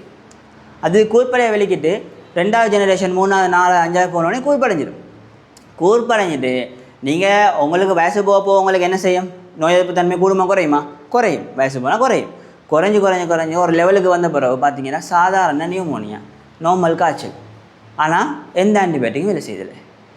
என்ன ரீசன்? எல்லாத்தையும் குடிச்சு முடிச்சிட்டீங்க. சரியா? எல்லாத்தையும் குடிச்சு முடிச்சிட்டீங்க. சாதாரண நியூமோனியா என்னென்னா நீங்கள் ஆன்டிபயோட்டிக் போடாமல் விட்டாலே நார்மலாகவே ஆன்டிபயோட்டிக் நீங்கள் போடாமல் சாதாரண நியூமோனியா சொல்லுதில்ல, சாதாரண இருமல். உங்களுக்கு ஒரு சாதாரண இருமல் வருது. ஆனால் நீங்கள் என்ன செய்ய, உங்களுக்கு எத்தனை வயசில் வருது? 50 வயசில் வருது. சரியா? நீங்கள் அதுக்கு 49 வயசுக்கு வரைக்கும் உங்களுக்கு வந்து வைரஸில் வர காய்ச்சலுக்கும் என்னத்தை குடிக்கிறீங்க? அமோக்சிலின்லாம் போடுறீங்க. சரியா? எல்லாத்தையும் போடு. சரியா? இப்போ வந்துருக்கிற அந்த நியூமோனியாவிலேருந்து வர்றது கொடுக்க தேவையில்லை. அது பொறுத்து. சரியா? இப்போ வந்து என்ன செய்வாங்கன்னு சொன்னால் எங்களுக்கு வந்து ரெஸ்பிரேட்டரி சிஸ்டம் இருக்குது தானே, சுவாச இது. அதில் வந்து மெயினாக வர நோய் இருமல் சளி எல்லாத்துக்குரிய ரீசன் வைரஸ். சரியா? அதுக்கு நீங்கள் என்ன அதுக்கு நீங்கள் சிம்டமாக தான் ரிலீஃப் பண்ணணும். இப்போ இருமல் கூடன்னா இருமலை குறைக்கிறதுக்கு மருந்து குடிக்கலாம், அது ஆன்டிபயோட்டிக் இல்லை. சரியா? சளி கூட சளியை குறைக்கலாம். மூச்சு அடைக்குதுன்னா அது செய்யலாம். மூச்சு இருக்க இல்லாமல் இருக்குன்னா அதுக்கெல்லாம் தனித்தனியாக இருக்குது, அது செய்யலாம். ஆனால் வந்து ஆன்டிபயோட்டிக்கை போட்டிங்கன்னா தொட்டு வைரஸ். அப்போ இந்த வைரஸுக்கு நீங்கள் ஆன்டிபயோட்டிக்கை போடாமல் விட்டாலும் உங்களுக்கு 3 நாளில் சரியாக போகும்னா 3 நாள் தான் சரியாக போகும். ஆன்டிபயோட்டிக்கை போடுறதாலையோ கூட்டுறதும் இல்லை, ஆன்டிபயோட்டிக் குறையிறதால இது செய்கிறவும் இல்லை. சரியா? அது அப்படி தான். சரிதானே? அப்போ நீங்கள் எல்லாத்தையும் குடிச்சு கடைசியில் பார்த்தா என்ன நடந்துடுற? கடைசியில் 50 வயசில் வந்து நியூமோனியா வந்தால் எந்த ஆன்டிபயோட்டிக்கும் வேலை செய்யாது. சரியா? இது உண்மையாக நடந்த கதை. சரியா? 56 வயசு இந்த கண்டி ஹாஸ்பிட்டல்லாம், வேறு எங்கேயுமே இல்லை. கண்டி ஹாஸ்பிட்டலில் 56 வயசு காய்ச்சல் எப்படி வந்துச்சுன்னு சொன்னால் அவரோட மகள் இருக்குது தானே, மகளோட பபாவுக்கு என்னது இருமல். சரியா? மகளோட பபாவுக்கு இருமல் வந்த உடனே என்ன, மகளோட பபாவில் இருந்து இவருக்கு வந்திருக்கு. விலங்கு தானே, மகளோட பபாவிலேருந்து இவருக்கு வந்து 52 வயசு. சரியா? அந்த சின்ன பிள்ளை 3 வயசு பிள்ளை வந்துட்டு அந்த 3 வயசு பிள்ளை ஆன்டிபயோட்டிக் மேலே எதுவும் இல்லாமல் சரியாயிட்டு வந்துட்டு. சரியா? இவர்கிட்ட வந்து பார்த்தா இவருக்கு வந்து காய்ச்சல். பாக்டீரியா தொற்று வந்தால் நீங்கள் வந்து நுண்ணுயிர் கொல்லி போடாமல் அது வந்து சரியாகாது. நான் சொன்னேன் தானே, வீரியம் கூட உங்களோட உடம்பால் அவ்வளோத்துக்கு ஃபைட் பண்ணலாம். பாக்டீரியாவுக்கு எதிராக வைரஸுக்கு எதிராக ஃபைட் பண்ணலாம். என்ன செய்ய வேண்டாம், கடைசியாக நான் சொன்னேன் தானே, மெரோபேனம் என்ற ஆன்டிபயோட்டிக் இருக்குது, இப்போ கடைசியாக கண்டுபிடிச்சேன். சரியா? அது வந்து எப்படின்னா டெப்லெட்டாக இல்லை, உங்களுக்கு வந்து சேலைன்லான் இருக்குது. சரியா? எல்லாம் ஆன்டிபயோட்டிக் தானே. அப்போ ஒவ்வொரு இது இருக்குது. குறைஞ்சது அமோக்சிசிலின் அப்படி ஒவ்வொரு ஸ்டெப்பாக இருக்குது. வந்து ஆக கடைசியாக இருக்கிறது மெரோபெனம். இந்த கடைசி எதுக்கு போகிற கண்டுபிடிக்கணும் மெரோபெனம். அதில் ஒரு டோஸ் 50,000 ரூபா ஒரு டோஸுண்டா ஒரு நாளைக்கு நீங்கள் 3 தடவை அடிக்கணும், 2 கிழமை செய்யணும். ஒரு டோஸ் 50,000 ஒரு நாளைக்கு 1.5 லட்சம் ரூபா. சரியா? அது கடைசி ஆப்ஷன் அவருக்கு. அந்த அப்படின்னா அந்த பாக்டீரியா வந்து வளர்ப்பாங்க தானே, வளர்த்து போல் என்ன செய்வாங்கன்னு சொன்னால் முதலாவது ஒரு 5 ஆன்டிபயோட்டிக்கை வந்து அதுக்குள்ளே போடுவாங்க. அந்த அப்படின்னா அந்த அந்த பிளேட் இருக்குது தானே, பிளேட்டில் 5 ஆன்டிபயோட்டிக்கை போடுவாங்க. எதில் அது வளராமல் இருக்குதுன்னு பார்ப்பாங்க. எதில் வளராமல் இருக்குண்டா இது அதுக்கு வேலை செய்யணும்னு அர்த்தம். அவருக்கு முதல் 5 வேலை செய்யலை, அடுத்த 5 வேலை செய்யலை, கடைசி 5 வேலை செய்யலை, அதே பிறகு தான் ஆக கடைசி அதை போடுவது அதுவும் வேலை செய்யலை. அப்படின்னா மெரோபெனம் கூட அவருக்கு ரெசிஸ்டன்ட்னா மெரோபெனத்தால் கூட அந்த பாக்டீரியா அழிக்கலாம். அப்போ அதுக்கு அங்கே எங்களே கண்டுபிடிக்கல. அவர் 2, 3, 4, 5 நாளில் செத்துட்டார். இதுதான் விஷயம். சாதாரண காய்ச்சல். இதுதான் பாக்டீரியாவுக்கும் வைரஸுக்கும் உள்ள விஷயம். HIV இருக்குது தானே, HIV என்னத்தில் வர வைரஸால். இப்போ வந்து HIVயும் பயப்பட தேவையில்லை. இப்போ HIVக்குமே அதுக்குரிய மருந்துகள் இருக்குது. HIV என்னன்னு சொன்னால் மருந்துன்னு சொன்னால் ஃபுல்லாக சப்ரஸ் ஆகும். சரியா? HIV இருந்துச்சுன்னு சொன்னால் HIV இருக்கிற அம்மாவுக்கு வந்து பிள்ளை பிறக்குது, அந்த பிள்ளைக்கு HIV இல்லை. HIV வந்து எங்களுக்கு வந்து இதில் வந்து பிள்ளைக்கு போகும் தானே. சரியா? ஆனால் வந்து என்ன செய்யலாமன்னா நீங்கள் மருந்து குடிச்சு அந்த பிளட்டில் வந்து அந்த HIV அந்த கிருமியை வந்து நல்லாவே குறைக்கலாம். குறைச்சி வச்சுக்கொண்டா எந்த சிம்டமுமே வராது, எந்த பிரச்சனையுமே வராது. சரியா? இது வராது. அப்புறம் வந்து இப்போ வந்து நல்லா டெவலப் ஆகிட்டு. சரியா? வைரஸ் வந்து சிக்கல் இல்லை, வைரஸுக்கு மருந்து இல்லைன்றாலும் வைரஸ் சிக்கல் இல்லை, பாக்டீரியா தான் கேஸ். சரிதானே? அதான் ப்ராப்ளம். இப்போ இதில் வந்து பார்த்தீங்கன்னு சொன்னால் இப்போ இது நான் என்னது சொல்ல வந்தேன்னு சொன்னால் இதுக்கு நான் என்ன சொல்ல வந்தேன்னா ஸ்பைரோசிட்ஸ், லெப்டோஸ்பைரோசிஸ். சரியா? அப்போ டெங்கு வைரஸ் இது வந்து பாக்டீரியா. நீங்கள் வந்து என்ன செய்ய வேண்டாம், சில பேருக்கு வந்து அட்மிட் ஆகி செத்து போனாக்களும் இருக்குது. என்ன ரீசன் என்னென்னா அது எல்லாருமே டெங்குன்னு நினச்சி, இப்போ டெங்கு மரத்து என்ன வருது, டெங்குன்னு நினச்சி அதை வந்து என்ன செஞ்சேன்னா ட்ரீட்மெண்ட் பண்ணேன்.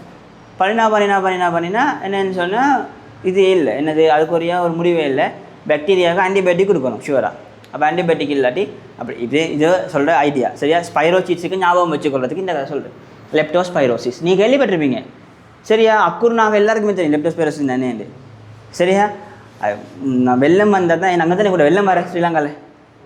அப்போ வெள்ளம் வராங்களுக்கு ஷுவராக சேர்த்துல தெரிவாங்க. அந்த நியூ இயரில் அவரது செலிப்ரேஷன் நடந்தால் அடுத்த நாள் அரவாசி பேர் போட்டு விளாண்டுருக்குறேன் லெப்டோஸ்பைரோசிஸ். சரியா? தெரிந்தானே அந்த சேத்துல விளாடுவாங்க, தெரிந்தானே அந்த தலைவாணி அடிக்கிற சேத்துக்குள்ளே ஸ்போர்ட்ஸ் வைக்கிற. சரியா? அப்போ அவருக்கு அடுத்த நாள் கிட்டத்தட்ட 20-25 பேருக்கு லெப்டோஸ்பைரோசிஸ் இந்த ஓட்டில். சரியா? இதான் விஷயம். இப்போ கண்டுபிடிக்கலாம். இப்போ எல்லாருக்கும் லெப்டோஸ்பைரோசிஸ் விலங்குகள் தானே. இப்போ வந்து பிளட் டெஸ்ட் எடுத்து தான் பார்க்குறேன். பிளட் டெஸ்ட் எடுத்து பார்த்தா மட்டும் தான் விலங்கு லெப்டோஸ்பைரோசிஸே தாண்டி. பிளட் டெஸ்ட்டில் வித்தியாசம். டெங்குல பிளேட்டட் குறையும். தெரியுதானே? படிச்சிருப்பீங்க. டெங்குல பிளேட்டட் நல்லா குறையும், இதில் பிளேட்டட் குறையாது. அதை வச்சு தான் கண்டுபிடிக்கிறேன். அப்போ இப்போ எல்லாருமே இப்போ ஸ்ரீலங்காவில் காமன் லெப்டோஸ்பைரோசிஸ். சரியா? இப்போ இதை பாருங்கள். இப்போ அடுத்த விஷயத்தை பார்த்தீங்கன்னு சொன்னால் இது வந்து பாக்டீரியாவில் முடிஞ்சு, பல்கலம் இல்லை. இப்போ அடுத்து வந்து பார்த்தீங்கன்னு சொன்னால் இப்போ இதடுங்க என்னது சைனோபாக்டீரியா பார்த்தீங்கன்னு சொன்னால் அதை நாங்கள் ஏன் நாங்கள் அதை சைனோபாக்டீரியான்னு சொல்கிறோம்டா அதில் வந்து எங்களுக்கு ஒரு நிறப்பொருள் இருக்குது சயனின்னு. அதனால் நாங்கள் அதை வந்து சைனோபாக்டீரியான்னு சொல்கிறோம். முதலாவது விஷயம் அதில் வந்து சயனின் என்ற சயனின் இல்லைன்னா சயன் என்று ஒரு நிறப்பொருள் இருக்குது. அதனால் அதை நாங்கள் சயனோபாக்டீரியான்னு சொல்கிறோம். சரியா? இதை நாங்கள் சொல்லுவோம் நீலப்பச்சை நிறப்பொருள்னு சொல்லி. சரியா? நீலப்பச்சை நிறப்பொருள்னு சொல்லுவோம். இதனால் இதை நாங்கள் சயனோபாக்டீரியான்னு சொல்லுவோம். இது வந்து எங்களுக்கு ப்ரோகரியோட்டா கல ஒழுங்கமைப்பு. சரியா? ப்ரோகரியோட்டா கல ஒழுங்கமைப்பு. அடுத்து வந்து பார்த்தீங்கன்னு சொன்னால் இது முதலாவது விஷயம். சரி, அடுத்து வந்து பார்த்தீங்கன்னு சொன்னால் இதில் வந்து வாழ்க்கை முறை. சரியா? வாழ்க்கை முறை என்றக்குள்ள எங்களுக்கு வந்து 2 விஷயம் இருக்குது.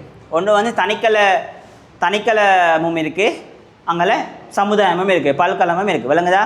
முதலாவது வந்து தனிக்கலமும் இருக்குது, அடுத்தது வந்து பல்கலமும் இருக்குது.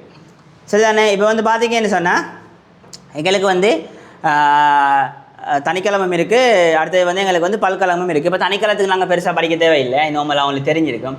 தனிக்கிழமை நார்மலாக அது வந்து வாதம் அப்படி அந்த விஷயங்கள் தான். பல்கலத்தை நீங்கள் எடுத்தீங்கன்னு சொன்னால் பல்கலம் வந்து எங்களுக்கு வந்து என்ன செய்யும்னு சொன்னால் எங்களுக்கு வந்து ஜெலட்டின் என்ற எங்களுக்கு ஒரு பதார்த்தத்தால் ஜெலட்டின் என்ற ஒரு பதார்த்தத்தால் என்ன செய்யும்னா எல்லாமே ஒன்றா ஒரு இடத்துல எங்களுக்கு குவிக்கப்பட்டிருக்கும். விளங்குதா? ஜெலட்டின் என்ற ஒரு பதார்த்தத்தால் எல்லாமே ஒன்றா எங்களுக்கு குவிக்கப்பட்டு கொண்டிருக்கும். சரிதானே? இதை நாங்கள் சொல்லுவோம் என்னென்னா சமுதாயமான வாழ்க்கைன்னு சொல்லுவோம். சரியா? சமுதாயம்னா மீன்ஸ் என்னென்னா தனியாக இருந்தால் இப்போ எல்லாருமே சேர்ந்து ஜெலட்டின் என்ற ஒரு பதார்த்தம் வந்து எல்லாத்தையும் ஒட்டி வச்சுக்கொள்ளும். விளங்குதா? இது வந்து எனக்கு சமுதாயமான ஒரு வாழ்க்கை. விளங்குதா? இது பேசிக்கான ஐடியா.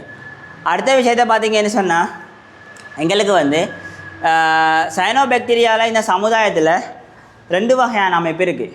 ஒன்று வந்து இலைகள் உள்ளது, அடுத்தது வந்து இலைகள் அற்றது. இலைன்னா மீனிங் என்ன? இந்த இலைன்னா மீனிங் வந்து என்னன்னு சொன்னால் அது வந்து ஒரு சங்கிலி மாதிரி ஒரு கட்டமைப்பில் வாழும். சரியா? அப்படின்னா இந்த எல்லா பாக்டீரியாவும் உண்டா வந்து என்ன செய்யும்? இப்படி ஒரு சங்கிலியான கட்டமைப்பில் வாழ்கிறது. இது வந்து இலைகள் உள்ளது. சரியா? சிலது வந்து என்ன செய்யும்னு சொன்னால் எங்களுக்கு வந்து இலைகள் அற்றதாக காணப்படும். சரியா? சிலதுகள் வந்து உங்களுக்கு இலைகள் அற்றதாக காணப்படும். இலைகள் அற்றதுன்னு சொன்னால் எங்களுக்கு இந்த இப்படி ஷேப்பில் இல்லாமல் எங்களுக்கு நார்மலாக இப்படி எங்களுக்கு வந்து இந்த ஷேப்பில் இருக்கும். சரியா? இது வந்து அடுத்த விஷயம். சரிதானே? இது வந்து அடுத்த விஷயம்.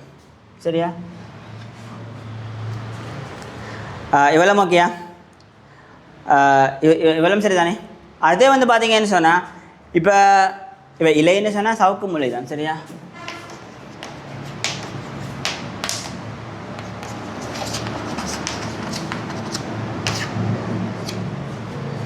சரியா? இது வந்து ஓகே. சரிதானே? அடுத்த விஷயம் வந்து பார்த்தீங்கன்னு சொன்னால் இந்த சமுதாயத்தில் அடுத்த 2வது பிரச்சனை. முதலாவது பிரச்சனை வந்து இலைகளாக வாழும். இலைகள்னு சொன்னால் நீங்கள் படிச்சு வைக்க நீங்கள் இலைகள்னு சொன்னால் இதான் இலைகள். சரியா? அப்படின்னா ஒன்றோட ஒட்டி இப்படி இருக்கும். இல்லைன்னா இப்படி. சரியா? இப்படி ஒன்றோட ஒட்டி இருக்கும். இது வந்து இலைகள். இது வந்து இலை அற்றதுன்னு சொன்னால் ஒன்றா இருக்கும், ஆனால் வந்து எந்த விதமான ஒரு தொடர்பும் இருக்காது. இது வந்து இலைகள் அற்றது. விளங்குதா? அடுத்த விஷயம் ரெண்டாவது விஷயம் வந்து என்னென்னா சிலருக்கு வந்து சவுக்கு முளை இருக்கும், சிலருக்கு வந்து சவுக்கு முளை இருக்காது. விளங்குதா? சிலருக்கு வந்து சவுக்கு முளை இருக்கும். சவுக்கு முளைன்னு சொன்னால் உங்களுக்கு தெரியும், இப்படி உருவாக்கப்பட்டு இப்படி எங்களுக்கு இப்படி வாரது வந்து இதில் இப்படியே சவுக்கு முளை இருக்கும். சரியா? சிலருக்கு வந்து உங்களுக்கு சவுக்கு முளை இருக்காது. சரியா? நார்மலாக இந்த இப்படி இருக்கிறதுக்கு சவுக்கு முளை இருக்காது.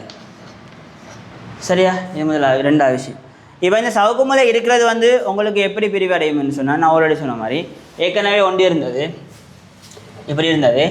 என்ன செய்ய போதோ உங்களுக்கு வந்து இப்படி இருந்தது. 2 விஷயம், இலையும் இருக்கணும், சவுக்கு முளையும் இருக்கணும். விளங்குதா? இலையும் இருக்கணும், சவுக்கு முளையும் இருக்கணும்டா எங்களுக்கு வந்து ஒரே தளத்தில் பிரிகை அடையும். விளங்குதா? ஒரே தளத்தில் பிரிகை அடைஞ்சால் இப்படி போய் இப்படி வந்து வரப்போகுது. சரியா? அடுத்தது வந்து சவுக்கு முளை அற்றது. அது இலை இருக்கிறதாகவும் இருக்கலாம், இலை இல்லாததாகவும் இருக்கலாம். உங்கள் ஐடியா விளங்குதா? விளங்கு தானே? இப்போ சவுக்கு முளை உள்ளது, இப்போ அதாவது இலைகள் உள்ளது, இலைகள் அற்றதுன்ற மீனிங் வந்து என்னென்னா இலைகள் உள்ளதுன்ற மீனிங் வந்து என்னென்னா எல்லா களமும் ஒன்றா சேர்ந்து இப்போ ஒரு களமாக வேலை செய்ய போதும். விளங்குது? அதான் இலைகள் உள்ளதுன்னு நாங்கள் சொல்லுவோம். இலைகள் அற்றதுண்டா எல்லாம் ஒன்றா ஒரு சமுதாயமாக இருக்குது, ஆனாலும் தனித்தனியான ஆக்கள். விளங்குதா? இது வந்து இலைகள் அற்றது. சரிதானே? இப்போ இந்த இலைகள் உள்ளதில் வந்து என்ன செய்யலாம்டா எங்களுக்கு சவுக்கு முளையும் இருக்கலாம், சவுக்கு முளை இல்லாமலும் இருக்கலாம். விளங்குதா? இலை இருக்கிறதுல இப்போ இதில் வந்து சவுக்கு முளை இருக்கலாம். சரியா?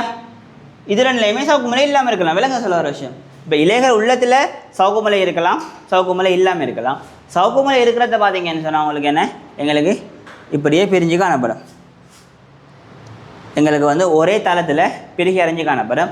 சவுக்கு முளை இல்லாதது வந்து எங்களுக்கு எப்படி இருக்கும்? ஏனென்றா சவுக்கு முளை இருக்கிறது வந்து ஒரே நேரிய கட்டமைப்பில் இருக்கும். சவுக்கு முளை இல்லாதது வந்து பார்த்திங்கன்னா இப்படி பல பகுதிகளில் காணப்படும். அதனால் எங்களுக்கு வந்து பிரிகை அடைகிற தளம் வந்து ஒரு தளமாக இருக்காது, வெவ்வேறு தளமாக இருக்கும். விளங்குதா? இது அடுத்த விஷயம். அடுத்தது வந்து இது வந்து எங்களுக்கு பல்கலத்தில் இருக்கிற விஷயம். அடுத்த விஷயத்தை பார்த்திங்கன்னா போசனை முறை. சரியா? போசனை முறையை பார்த்திங்கன்னா எங்களுக்கு சயனோபாக்டீரியாக்கள் வந்து ஒளித்தட்போசனைகள். சரிதானே? சயனோபாக்டீரியாக்கள் பார்த்திங்கன்னு சொன்னால் எங்களுக்கு வந்து ஒளித்தட்போசனைகள். அடுத்த விஷயத்தை பார்த்திங்கன்னு சொன்னால் எங்களுக்கு வந்து சயனோபாக்டீரியாக்கள் வந்து நைதரசன் பதித்தலை மேற்கொள்ளும். சரியா? சயனோபாக்டீரியாக்கள் வந்து நைதரசன் பதித்தலை மேற்கொள்ளும். அதில் வந்து எங்களுக்கு பார்த்திங்கன்னா 2 இருக்குது. ஒன்று வந்து நொஸ்டோக், அனபீனா. சரியா? அனபீனா, நொஸ்டோக் 2 விஷயம் இருக்குது. அனபீனா, அடுத்து வந்து பார்த்தீங்கன்னா நோஸ்டோக். இது ரெண்டுமே உங்களுக்கு வந்து நைதரசன் பதித்தலை மேற்கொள்கிற ஆக்கள். சரியா? இவ்வளவு சரியா? அடுத்த விஷயத்தை பார்த்தீங்கன்னு சொன்னால் இது வந்து போசனை முறை. சரி, என்னது? ஒளித்தட் போசனைகள் நைதரசன் பதித்தலை காட்டும். அடுத்தே வந்து பார்த்தீங்கன்னு சொன்னால் விசேட கலங்கள். விசேட கலங்களில் எங்களுக்கு ரெண்டு இருக்குது. ஒன்று வந்து பல்லின சிறப்பை, அடுத்தது வந்து அசைவிலி. சரியா? ஒன்று வந்து பல்லின சிறப்பை, அடுத்தது வந்து அசைவிலி. சரியா? பல்லின சிறப்பைன்னு சொன்னால் உங்களுக்கு வந்து என்னன்னு சொன்னால் எங்களுக்கு வந்து பல்லின சிறப்பை எங்களுக்கு மெயினாக எதில் இருக்குதுன்னு கேட்டால் எங்களுக்கு வந்து அனபினால் இருக்குது மெயினாக. சரியா? எங்களுக்கு பல்லின சிறப்பு எங்களுக்கு மெயினாக இருக்கிறது வந்து அனபினால். அனபினால் வந்து எங்களுக்கு பல்லின சிறப்புன்னு சொன்னால் ஒரு பகுதி மாதிரி. ஏன்னா எங்களுக்கு பல்லின சிறப்பை இது வந்து எங்களுக்கு தடித்த கலச்சுவரால் ஆக்கப்பட்டு காணப்படும். தடித்த கலச்சுவரால் ஆக்கப்பட்டு காணப்படும். இதுக்குள்ளுக்குள்ளே பார்த்தீங்கன்னு சொன்னால் எங்களுக்கு நைட்ரஜினேஸ் என்ற ஒரு என்சைம் காணப்படும், நொதியம் காணப்படும். இந்த நொதியம் என்ன செய்யும்னு சொன்னால் வளிமண்டலத்தில் எந்த வாயு வந்தாலும் அந்த வாயுவை உறிஞ்சி வச்சுக்கொள்ளும். விளங்குதா? வளிமண்டலத்தில் எந்த வாயு வந்தாலும் அந்த வாயுவை உறிஞ்சி வச்சுக்கொள்ளும் நைட்ரஜன். சரியா? நைட்ரஜினேஸ். சரியா? உறிஞ்சி வச்சுக்கொள்ளும். எங்களுக்கு வந்து ஆக்சிஜன் வந்து போகாது. என்ன ரீசன்னு சொன்னால் ஆக்சிஜன் வந்து தடித்த கலச்சுரன்றதால் ஆக்சிஜன் போகாது, நைட்ரஜன் போகுது. சரிதானே? இந்த ஆக்சிஜன் அளவும் குறைவு தானே, அப்போ ஆக்சிஜன் வந்து போகாது. நைட்ரஜினேஸ் என்ற இது வந்து இருக்கும். இந்த பகுதியை நாங்கள் சொல்லுவோம் வந்து அப்படின்னா பல்லின சிறப்பை. விளங்குதா? இது வந்து பல்லின சிறப்பை. அடுத்தே வந்து பார்த்தீங்கன்னு சொன்னால் அசைவிலி. அசைவிலி வந்து உங்களுக்கு என்னென்னு சொன்னால் இது வந்து எங்களுக்கு தடித்த கலச்சுவர், சேமிப்புணவு இருக்கும். தடித்த கலச்சுவர் உள்ளுக்குள்ளே சேமிப்புணவு இருக்கும். சேமிப்புணவு இருக்கும், தடித்த கலச்சுவர். இது வந்து உங்களுக்கு ஒரு வித்தியாக தொழிற்படும். சரியா? இது வந்து உங்களுக்கு வித்திகள். சரியா? எங்களுக்கு அசைவெளின்னு சொன்னால் எங்களுக்கு வந்து வித்திகள் என்றால் அதில் எங்களுக்கு இங்கே வர அசைவெளி இல்லைன்னா வித்திகளோட தொழிற்பாடு ஃபங்க்ஷன் தொழிற்பாடு வந்து என்னன்னு சொன்னால் எங்களுக்கு வந்து இந்த சாதகமற்ற நிபந்தனையில் இந்த தாவரம் அழிஞ்சு போனாலும் சாதகமான நிபந்தனை வரக்குள்ள இந்த வித்தி வந்து என்ன செய்யுமெண்டா புதிய ஒரு தாவரமாக எங்களுக்கு உருவாக்கம் அடைஞ்சு வரப்போகுது. இவ்வளவு சரியா? விளங்குது தானே? அடுத்த விஷயத்தை பார்த்தீங்கன்னு சொன்னால் உங்களுக்கு வந்து இனப்பெருக்கம். இனப்பெருக்கத்தை பார்த்தீங்கன்னா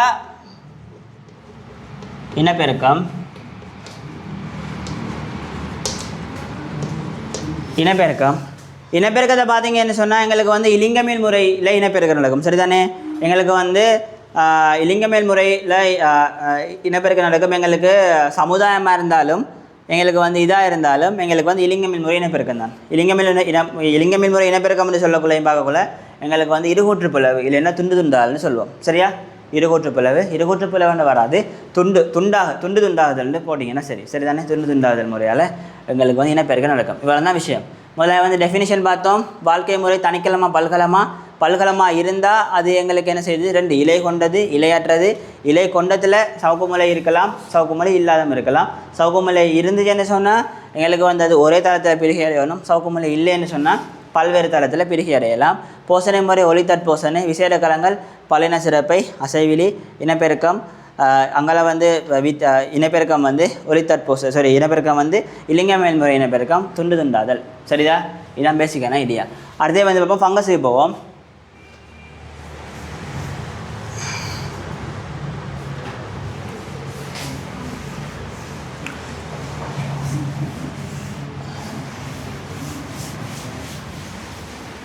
சரி, ஃபங்கஸை பாருங்கள்.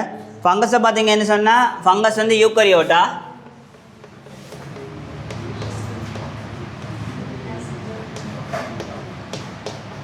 சரியா? ஃபங்கஸை பார்த்தீங்கன்னா யூக்கரியோட்டா.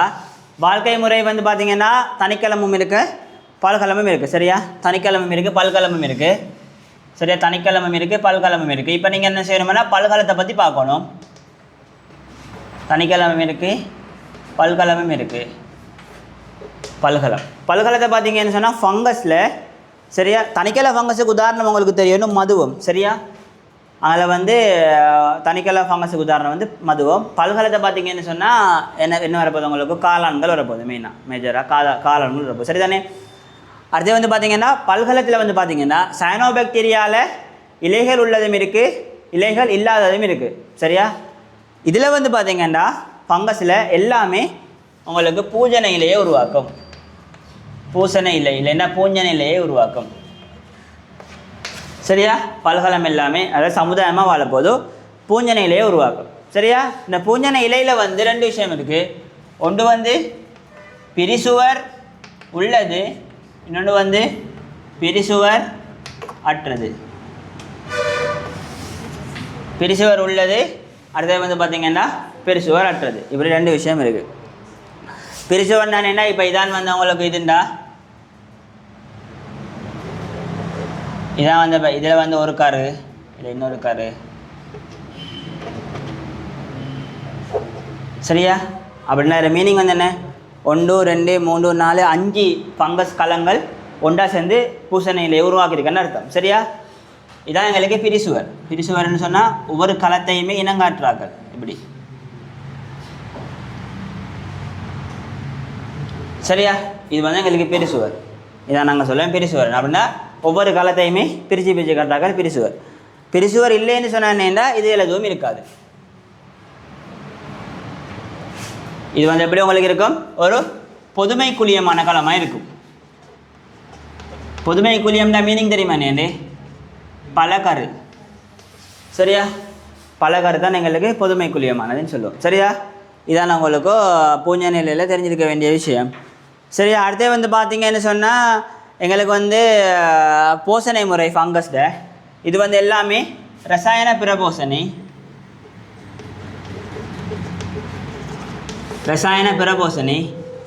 அடுத்தது வந்து என்ன செய்யணும்னு சொன்னால் எங்களுக்கு வந்து ரசாயன பிரபோசனை.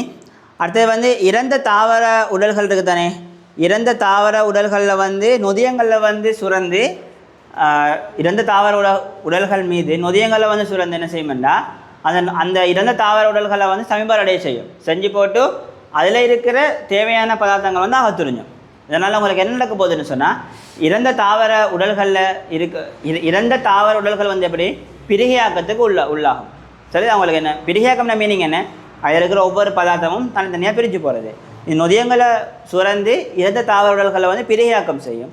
அதுலேருந்து என்ன செய்யும்னு சொன்னால் தனக்கு தேவையான பதார்த்தங்களை வந்து அகத்துறிஞ்சும். இது வந்து ரசாயன தட்போசனை. இப்படி செய்கிறதுனால நாங்கள் எதை சொல்லுவோம் வந்து அப்படின்னா அழுகல் வளரி போசனைன்னு சொல்லுவோம்.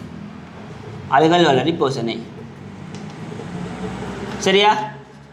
அழுகல் வளரி போசனை இதான் ஐடியா. அடுத்தது வந்து பார்த்தீங்கன்னு சொன்னால் உங்களுக்கு வந்து இனப்பெருக்க முறை. சரியா? இனப்பெருக்கத்தில் உங்களுக்கு 2 விஷயம் இருக்குது. ஒன்று வந்து தனிக்கலத்துக்கு தனியாக ஒன்று இருக்குது, பல்கலத்துக்கு தனியாக ஒன்று இருக்குது. சரியா? தனிக்கலத்தை பார்த்தீங்கன்னு சொன்னால் எங்களுக்கு வந்து பிளவுபடுதல் இல்லைன்னா அரும்புதல். அரும்புதல்னா மீனிங் என்னென்னு தெரியுமா? அரும்புதல்னு சொன்னால் இப்படின்னா இதில் இருக்கிற ஒரு பகுதி கரண்டு போயிடும், இது தனியான ஒரு உயிரினமாக வரும். இதான் எங்களுக்கு அரும்புதல். சரியா? அடுத்தது வந்து பார்த்தீங்கன்னு சொன்னால் அரும்புதல். அடுத்தது வந்து என்னென்னு சொன்னால் அங்கே பிளவுபடுதல். சரியா? இது முதலாவது விஷயம். அடுத்தது வந்து பார்த்திங்கன்னா பல்கலம். பல்கலத்தை நீங்கள் எடுத்தீங்கன்னு சொன்னால் எங்களுக்கு வித்திகளை உருவாக்கும். சரியா? பல்கலம் அதாவது பூசண இலைகள் வந்து உங்களுக்கு வித்திகளை உருவாக்கும். சரியா? பூசண இலைகள் வந்து உங்களுக்கு வித்திகளை வந்து உருவாக்கும். இதில் உங்களுக்கு வித்தியாசம் தெரியணும் என்னென்னா சைனோபாக்டீரியாலே உங்களுக்கு அசைவிலி வித்திகள் வரப்போகுது. அது என்ன செய்ய போகுதுன்னா உங்களுக்கு உணவை வந்து சேமித்து எங்களுக்கு வந்து அது வந்து எங்களுக்கு வறட்சியான காலங்கள் அதில் வந்து எங்களுக்கு என்ன செய்யணும்னா அதுக்குரிய பேர் வந்து என்னென்னா தகாத காலத்தை கழிக்கக்கூடிய வித்திகள். இந்த வித்திகள் வந்து இனப்பெருக்க வித்திகள். விளங்குதா? அப்படின்னா வித்தி முளைச்சிட்டு போகும். விளங்குதா? இப்போ எங்களுக்கு சைனோபாக்டீரியா உருவாக்குற வித்திகளுக்கும் ஃபங்கஸ் உருவாக்குற வித்திகளுக்கும் வித்தியாசம் இருக்குது. விளங்குதா? சைனோபாக்டீரியா உருவாக்குற வித்திகள் வந்து என்ன தகாத காலத்தை கழிக்கிறதுக்கு உருவாக்கப்படுற வித்திகள். ஃபங்கஸ் உருவாக்குற வித்திகள் தாவரம் மாதிரி என்னென்னா இனப்பெருக்க கட்டமைப்பு, அதுவும் பல்கல ஃபங்கஸ் மட்டும். விளங்குதா? சரிதானே? முதலாவது வந்து பார்த்திங்கன்னா தனிக்கலம் இருக்குது, யூக்கரியோட்டா தனிக்கலம் இருக்குது, பல்கலம் இருக்குது. பல்கலத்தில் வந்து பூசநிலை உருவாக்கம், அதில் பிரிசுவர் கொண்டதும் இருக்குது, பிரிசுவர் அற்றதும் இருக்குது. பிரிசுவர் அற்றது வந்து பொதுமை குழியமானதாக அழைக்கப்படும். போசனை முறையில் வந்து ரசாயன பிரபோசனை, அழுகலுள்ளரி போசனை. இனப்பெருக்கம் வந்து தனிக்கலம் வந்து அரும்புதல் இல்லைன்னா இதாக காட்டும், பல்கலம் வந்து வித்திகளை வந்து உருவாக்கும். சரியா? அடுத்தது வந்து பாருங்கள் புரோட்டிஸ்டா.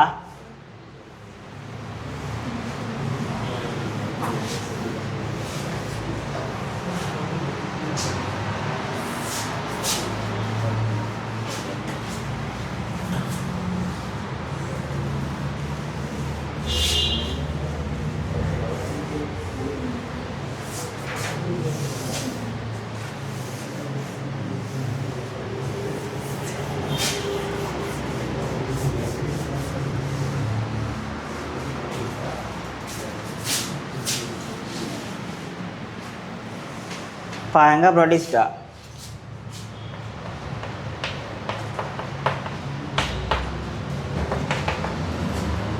சரியா, புரோட்டிஸ்டாவை நீங்கள் எடுத்தீங்கன்னு சொன்னால் முதலாவது வந்து எங்களுக்கு புரோட்டிஸ்டாவில் நாங்கள் பார்த்தோம்னா இது வந்து யூக்கரியோட்டா கால ஒழுங்கமைப்பு.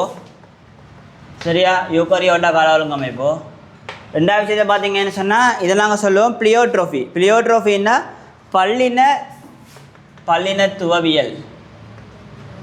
பல்லினத்துவவியல் அப்படின்னா நாங்கள் வந்து இதை வந்து நாங்கள் இப்போ இப்படி இப்போ எங்களுக்கு இது கோலமா கோலுருவா அப்படிலாம் நாங்கள் வந்து இதை வந்து வகைப்படுத்தி பார்க்கல. அது பூசணை அந்த எங்களுக்கு இலை வருதா வலை வருதா இதுகளெல்லாம் நாங்கள் எங்களுக்கு சொல்ல கஷ்டம். பல்லினத்துவவியலுக்குரியவை அப்படின்னா ஒவ்வொரு ப்ரொடியூஸ்டாக்கும் சம்பந்தம் எல்லாமே இருக்கும். நீங்கள் பார்த்தீங்கன்னா சரி, பரமேசியத்தை பார்த்தீங்கன்னா அமீபாவை பாருங்கள், பரமேசியத்தை பாருங்கள். நீங்கள் இது வந்து சொல்லலுமா இது அப்படி ஒரு இதுக்குள்ள கொண்டு வரையல. அப்போ இதை நாங்கள் சொல்லுவோம் பல்லினத்துவவியலுக்குரியது. சரியா, அடுத்த விஷயத்தை பார்த்தீங்கன்னு சொன்னால் எங்களுக்கு வந்து இப்போ இதில் வந்து உங்களுக்கு தெரியும், இதில் வந்து எங்களுக்கு இதுலேயும் 2 விஷயம் இருக்குது. வாழ்க்கை முறையில் 2 விஷயம் இருக்குது. ஒன்று வந்து தனிக்கலமாக இருக்கும், இல்லைன்னு சொன்னால் சமுதாயமாக இருக்கும். சரியா, தனிக்கலமாக இருக்கும், சமுதாயமாக இருக்கும். இதில் உங்களுக்கு பல கட்டமைப்புகள் காணப்படும். சரியா, இடப்பெயர்ச்சி கட்டமைப்புகள் பல உங்களுக்கு இதில் வந்து காணப்பட போகுது. அடுத்த விஷயத்தை பார்த்தீங்கன்னு சொன்னால் போஷணை முறை. சரியா, போஷணை முறை எடுத்தீங்கன்னு சொன்னால் எங்களுக்கு வந்து ஒளித்தட்போஷணை இல்லைன்னு சொன்னால் பிற போஷணை. சரியா, ஒளித்தட்போஷணை,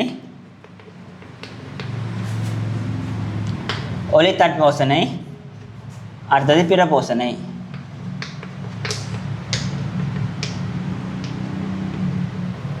சரியா, ஒளித்தட்போஷணையாக இருக்கும், அடுத்தது வந்து பிற போஷணையாக இருக்கும். சரிதானே, அதான் இதில் இருக்கிற மெயினான விஷயம். பல்கலை வாழ்க்கை சமுதாய வாழ்க்கையை பற்றி உங்களுக்கு இதில் பேச தெரிய தேவையில்லை. இதான் பேசிக்கான ஐடியா. அப்போ புரோட்டிஸ்டாவை பார்த்தீங்கன்னா யூக்கரியோட்டா பல்லினத்துவவியலுக்குரியவை, தனிக்கலம் இருக்குது, சமுதாயம் இருக்குது. போஷணை முறை வந்து ஒளித்தட்போஷணை, அங்கே வந்து பிற போஷணை. சரியா, இதான் உங்களுக்கு பேசிக்கான ஐடியா. அடுத்தது வந்து பார்த்தீங்கன்னா இனப்பெருக்க முறை. எல்லாத்துக்கும் வர மாதிரி இனப்பெருக்க முறை. இனப்பெருக்கத்தை பார்த்தீங்கன்னு சொன்னால் எங்களுக்கு மெயினாக வந்து 2 இருக்குது. இலிங்க முறையும் இருக்குது, இலிங்கமில் முறையும் இருக்குது. இலிங்க முறையும் இருக்குது, இலிங்கமில் முறையும் இருக்குது. அப்போ இதில் வந்து உங்களுக்கு புணரிகள் வரப்போதோ, இதில் உங்களுக்கு அரும்புதலும் துண்டுபடுதலும் வரப்போகுது. விளங்குதா? இதுதான் பேசிக்கான ஐடியா. அப்போ வந்து உங்களுக்கு இலிங்கமுறை இனப்பெருக்கத்தையும் இலிங்க மேல்முறை இனப்பெருக்கத்தையும் காற்றாக்கள் வந்து ஃபங்கஸும் புரோட்டிஸ்டாவும் மட்டும். சரியா, அதை மட்டும் ஞாபகம் வச்சிங்கன்னா சரி. சரியா, ஃபங்கஸும் சரியா புரோட்டிஸ்டாவும் உங்களுக்கு வந்து இலிங்கமில் முறையையும் காட்டும், எங்களுக்கு இலிங்கமில் முறையையும் காட்டும், இலிங்க மேல்முறையையும் காட்டும். இதுதான் பேசிக்கான ஐடியா. சரியா, ஃபங்கஸும் புரோட்டிஸ்டாவும் லிங்க முறையையும் காட்டும், இலிங்க மேல்முறையையும் காட்டும். சரியா, அடுத்த விஷயத்துக்கு போவோம். சரிதானே, அடுத்த விஷயத்துக்கு போவோம். மைக்ரோபிளாஸ்மா அப்படின்னு சொன்னால் உங்களுக்கு வந்து மூலக்கூற்று நிலை நுங்கிகள். சரியா, நுண்ணங்கிகள், மொலிக்யூல்ஸ். இது வந்து பார்த்தீங்கன்னா ப்ரோகாரியோட்டா 2 வகை இருக்குது. ஒன்று வந்து மைக்ரோபிளாஸ்மா, அடுத்தது வந்து ஃபைட்டோபிளாஸ்மா. சரியா, மைக்ரோபிளாஸ்மா, அடுத்தது வந்து ஃபைட்டோபிளாஸ்மா. இப்போ 2 வகை இருக்குது. இதில் வந்து பார்த்தீங்கன்னு சொன்னால் எங்களுக்கு வந்து இதை நான் கொமனாக சொல்கிறேனே. எங்களுக்கு முதலாவது வந்து பார்த்தீங்கன்னா சரி, அடுத்தது வந்து பார்த்தீங்கன்னா வாழ்க்கை முறை உங்களுக்கு இதுவும் வந்து நாங்கள் எப்படி சொல்லுவோம்னு சொன்னால் இதுவும் வந்து எங்களுக்கு பிளியோமோஃபிக் தான். சரியா, இதுவும் வந்து எங்களுக்கு பிளியோமோஃபிக், அது வந்து பிளியோட்ரோஃபி. என்ன பிளியோமோஃபிக், இது வந்து எங்களுக்கு பிளியோமோஃபிக்னு சொன்னால் தனிக்கிழமை இருக்குது, தனிக்கலம் அங்கால சமுதாயம் இல்லைன்னா பல்கலம். சரியா, எங்களுக்கு புரோட்டிஸ்டாலையும் பிளியோட்ரோஃபியில் பிளியோமோஃபிக். சரியா, தனிக்கலம் பல்லினத்துவவியலுக்குரியது. விளங்க சொல்ல வர விஷயம் தனிக்கலம் இல்லைன்னா எங்களுக்கு சமுதாயம், எங்களுக்கு இந்த மைக்ரோபிளாஸ்மாவில் இருக்குது வாழ்க்கை முறையில்.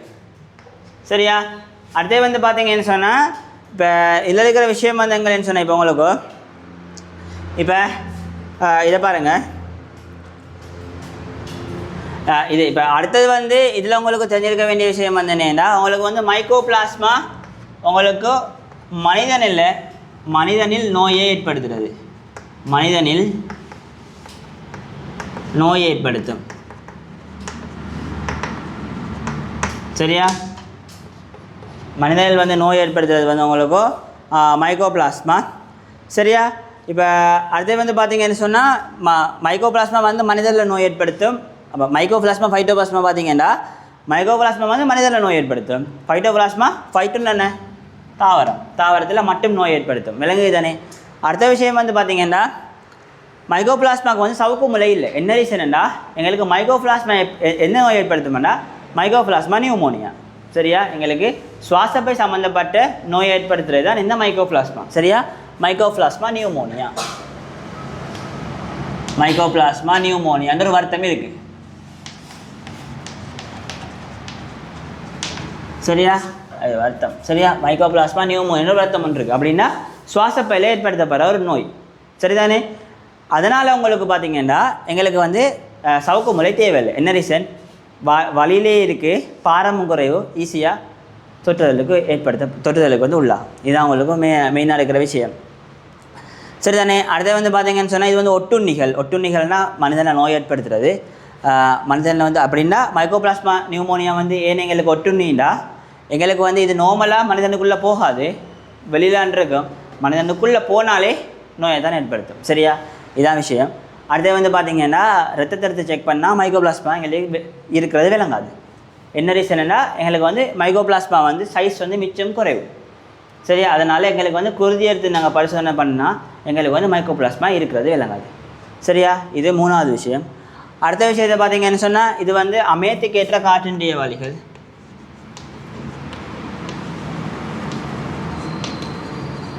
அமையத்துக்கேற்ற காற்றின்றிய வழிகள் அப்படின்னா எங்களுக்கு மெயினாக நோய் ஏற்படுத்துறது எங்களோட சுவாசப்பையில். அப்போ ஆக்சிஜன் எங்களுக்கு மெயினாக கிடைக்கணும். அப்போ இது வந்து அமையத்துக்கேற்ற காற்றின்றிய வழிகள். சரி? அப்படின்னா ஆக்சிஜன் இருந்தாலும் ஆக்சிஜன் இருக்கணும், ஆனால் இல்லாட்டியும் தப்பிக்கொள்ளும். சரியா? அடுத்தே வந்து பார்த்தீங்கன்னு சொன்னால் ஃபைட்டோபிளாஸ்மா இதில் இருக்கிற அவ்வளோவுமே ஃபைட்டோபிளாஸ்மாவில் இருக்குது. அப்படின்னா முதலாவது வந்து பார்த்திங்கன்னா மனிதனில் நோய் ஏற்படுத்தும். அது வந்து தாவரங்களை நோய் ஏற்படுத்தும். சவுக்கு முலை வந்து காணப்படாது. அடுத்தே வந்து பார்த்திங்கன்னா அமையத்துக்கேற்ற காற்றின்றிய வாளி. அடுத்த விஷயம் வந்து சவுக்கு முலை இல்லை. அடுத்தே வந்து எங்களுக்கு குருதியில் வந்து எங்களுக்கு எடுக்கக்குள்ள மைக்கோபிளாஸ்மா இருக்கிறது விளங்காது. அதே மாதிரி தாவரத்தில் உரிய சாட் எடுத்து பார்த்தோம்னா மைக்கோபிளாஸ்மா இருக்கிறது விளங்காது. சரி, ஃபைட்டோபிளாஸ்மா இருக்கிறது விளங்காது. ரெண்டுமே ஒரே விஷயந்தான். ஓகேயா? சரிதானே? இவ்வளோ தான் நான் உங்களுக்கு இதில் இருக்கிற விஷயம். அடுத்தது நாங்கள் பார்க்க வேண்டிய விஷயம் வந்து என்னென்னு சொன்னால் உங்களுக்கு வந்து ஃபங்கஸ், அங்கே வந்து ப்ரியோன்ஸ், அதான் ஃபங்கஸ் இல்லை, வைரஸ். அடுத்தது வந்து ப்ரியான்ஸ். அடுத்தது வந்து இன்னும் 2-3 விஷயம் இருக்குது. அங்கால கொஞ்சம் அந்த ப்ரிப்பேரேஷனையும் அங்கால நோயையும் பார்த்தா சரிதானே? இந்த கிளாஸ் இதோட முடிப்போம். சரியா? அடுத்த கிளாஸில் வந்து நாங்கள் மிச்சத்தை பார்ப்போம். சரிதானே? சரி, டவுட்னா கேளுங்க. டவுட் இருக்கா? பார்ப்போமே, அடுத்த கிளாஸ் பார்ப்போம். சரியா? படிப்பிக்கிறது விளங்குதா உங்களுக்கு? படிப்பிக்கிறது விளங்குதா உங்களுக்கு? விளங்குது தானே? யாருக்காச்சும் விளங்காமல் இருக்கா? அது விளங்கலையா?